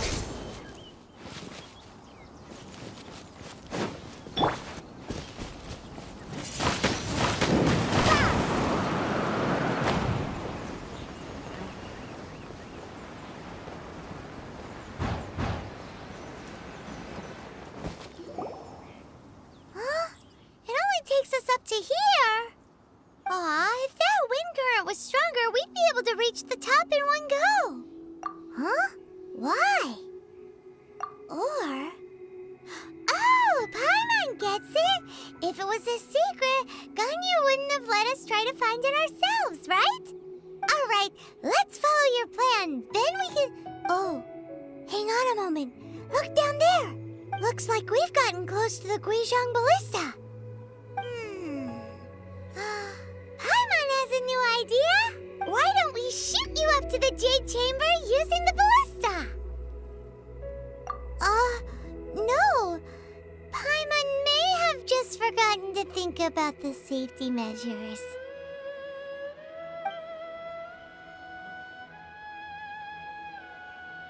Oh, that's right! Now that you mention it, we could use the Guizhong Ballista to see if there's another way up nearby.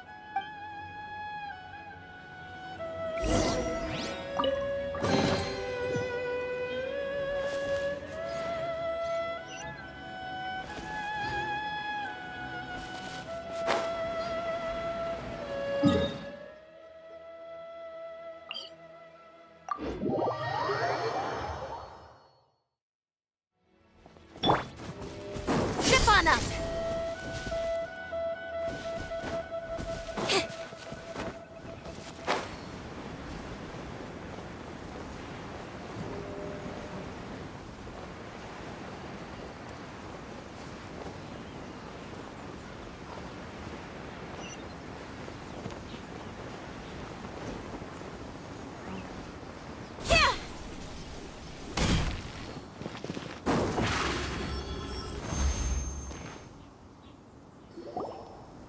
Halt! Who trespasses on these hallowed grounds? Exactly. We're invited guests. What makes you think you can treat us like this? No. Wait. Maybe this was Ningguang's plan all along. She pretended to invite us to the Jade Chamber, but set up a Millilith ambush here to arrest us. Now Paimon's mad. You, over there. This is a trick, isn't it? How shameless. What?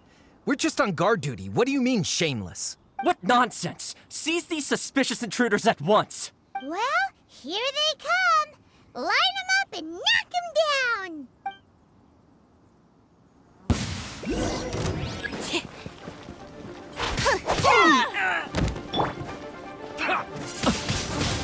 Windblade!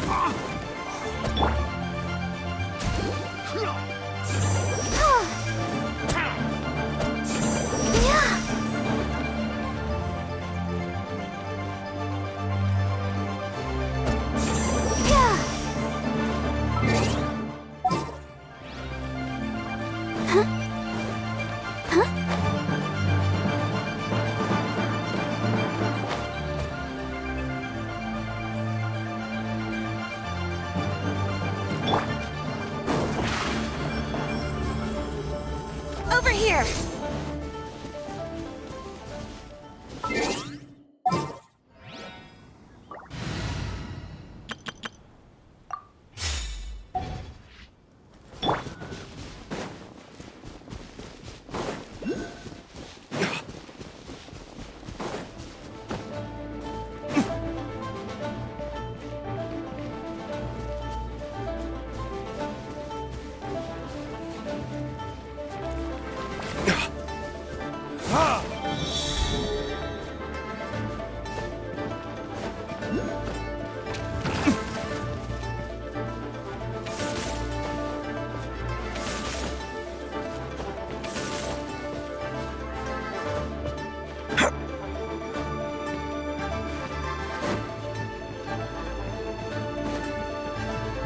Verdict is...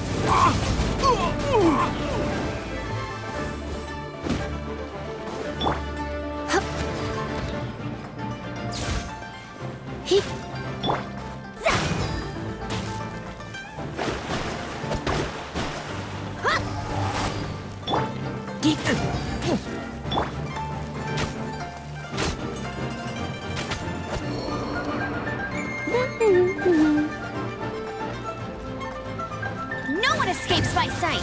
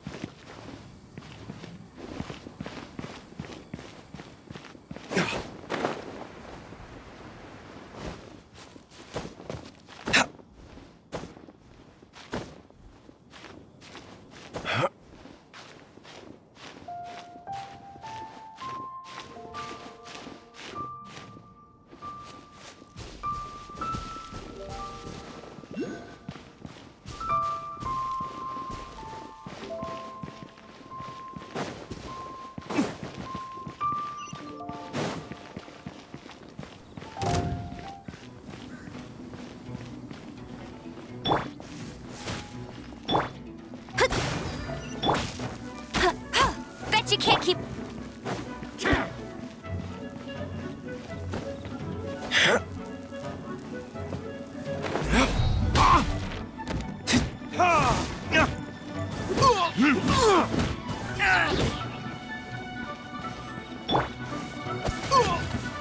Who goes there?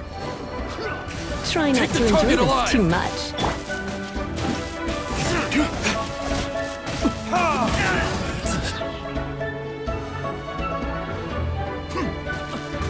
Attack! Let it rain. With the Triad!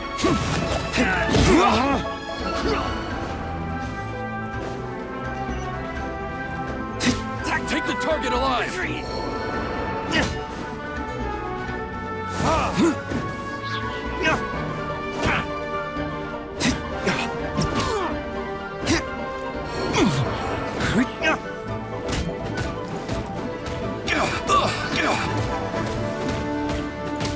Bested! To arms!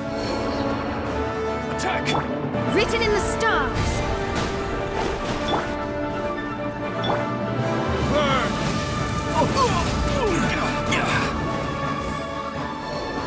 Take the target alive! Take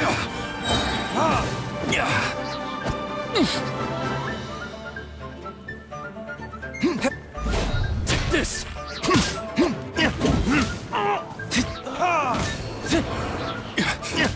Beaten.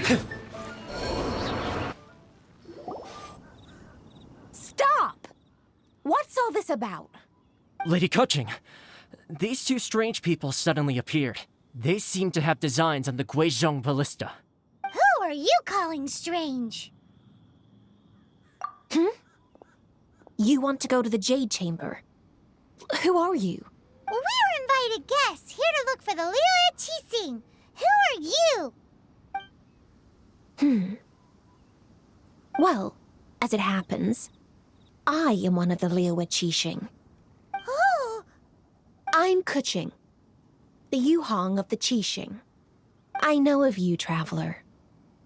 You're Ningguang's guest, yes? Didn't expect to meet you here in the mountains. Wow. Paimon didn't think we'd meet some super rich big shot out here in the middle of nowhere either. The Guizhong Ballista in Tianhang Pass has long been in disrepair, and yet it was fixed in a single night. I came here to investigate that occurrence. These Millilith are just here to guard the scene, not to arrest anyone. So this was all a misunderstanding? Paimon never would have thought. Anyway, for a mortal to be able to repair an Adepti mechanism is quite the mystery, even to the Qixing. That was... Huh? Oh, right. So, Lady Yuhong, might you have any idea why Lady Tianquan invited us to go to the Jade Chamber? Just call me Kuching. I'd say that Ningguang's purpose is to request that the savior of Mondstadt take a more neutral stance. Or at least, to not wholly side with the Adepti. We're not taking sides. We spoke with the Adepti. They want to protect Liyue as well. When you say protect, you mean their sanctimonious arrogance, don't you? Huh? You are mortals, and thus, under their protection. There was no way they would have regarded you as someone with the ability to assassinate a god. Naturally, they would also regard Ningguang's locking down the area, questioning the citizenry, and pursuit of the assassin to be pointless work. Perhaps they even wonder if there might be a cover-up. I'll say it plain. They're underestimating us. Well, you've got a point there. Still, this is the first time Paimon's seen a person from Liyue who doesn't respect the gods or the Adepti. Should I respect the shallow sense of time and condescension to mortals that has caused them to delay in moving against us Qixing? Forget it. I shouldn't speak of them this way. This skepticism is mine alone, and Ningguang does not share it. Either way, I will admit that the actions of the Adepti this time were quite restrained. Rex Lapis's death is indeed an extraordinary circumstance. But to think that they would call for a council of Adepti rather than come down here directly? How surprisingly civilized of them. Well, for Ningguang, that woman would talk anything and everything out if she could. But I doubt we can do that here. The time of the Adepti is long past. If even the Liyue Qixing don't want to face that truth, then what future is there for Liyue? Another super bold statement. I'll stop here. Honestly, I hadn't intended to say so much. But you're a good listener, Traveler. You should both be off to the Jade Chamber. Don't be late now. Ningguang's schedule is packed to the gills all the way to next year. The cream of Liyue's mercantile crop, I'll see ascending to the Jade Chamber as the greatest honor. Each brings rich gifts as they visit, all to curry a little favor with Ningguang. Favor? But, wait, that's right. Greeting gifts are a staple of Liyue's culture. We need to get one. Not to curry favor or anything, just to respect Liyue's culture. All right. You can decide on your greeting gift yourselves. Let me tell you how to get to the Jade Chamber first. You didn't actually have to come to Mount Tianheng. Go back to Liyue Harbor, find a guide to the Yuehai Pavilion, and, well then, may we meet again, Traveler. Well, that Yuheng may not respect the gods, but Paimon thinks she's a pretty cool person. So, what should we give to Ningguang when we see her? Oh, right! Paimon dreamed of an amazing snack last night! Sugar-frosted slime! Paimon has a feeling that it would be perfect for a super rich person like Ningguang. Why don't we go with that for a gift? Nope! But Paimon's sure that we just need to make it with some boom shakalaka. Let's go gather ingredients! Time waits for no one, and neither will our riches.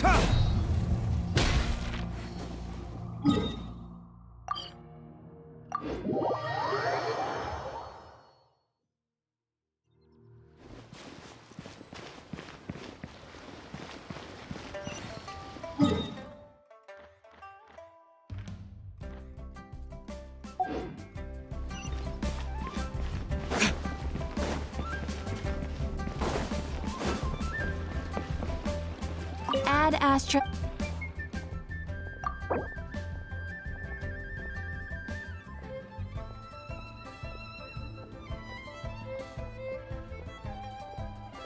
Thank you for completing.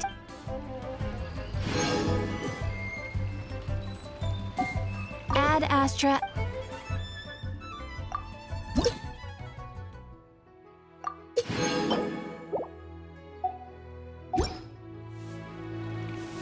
Ad Astra.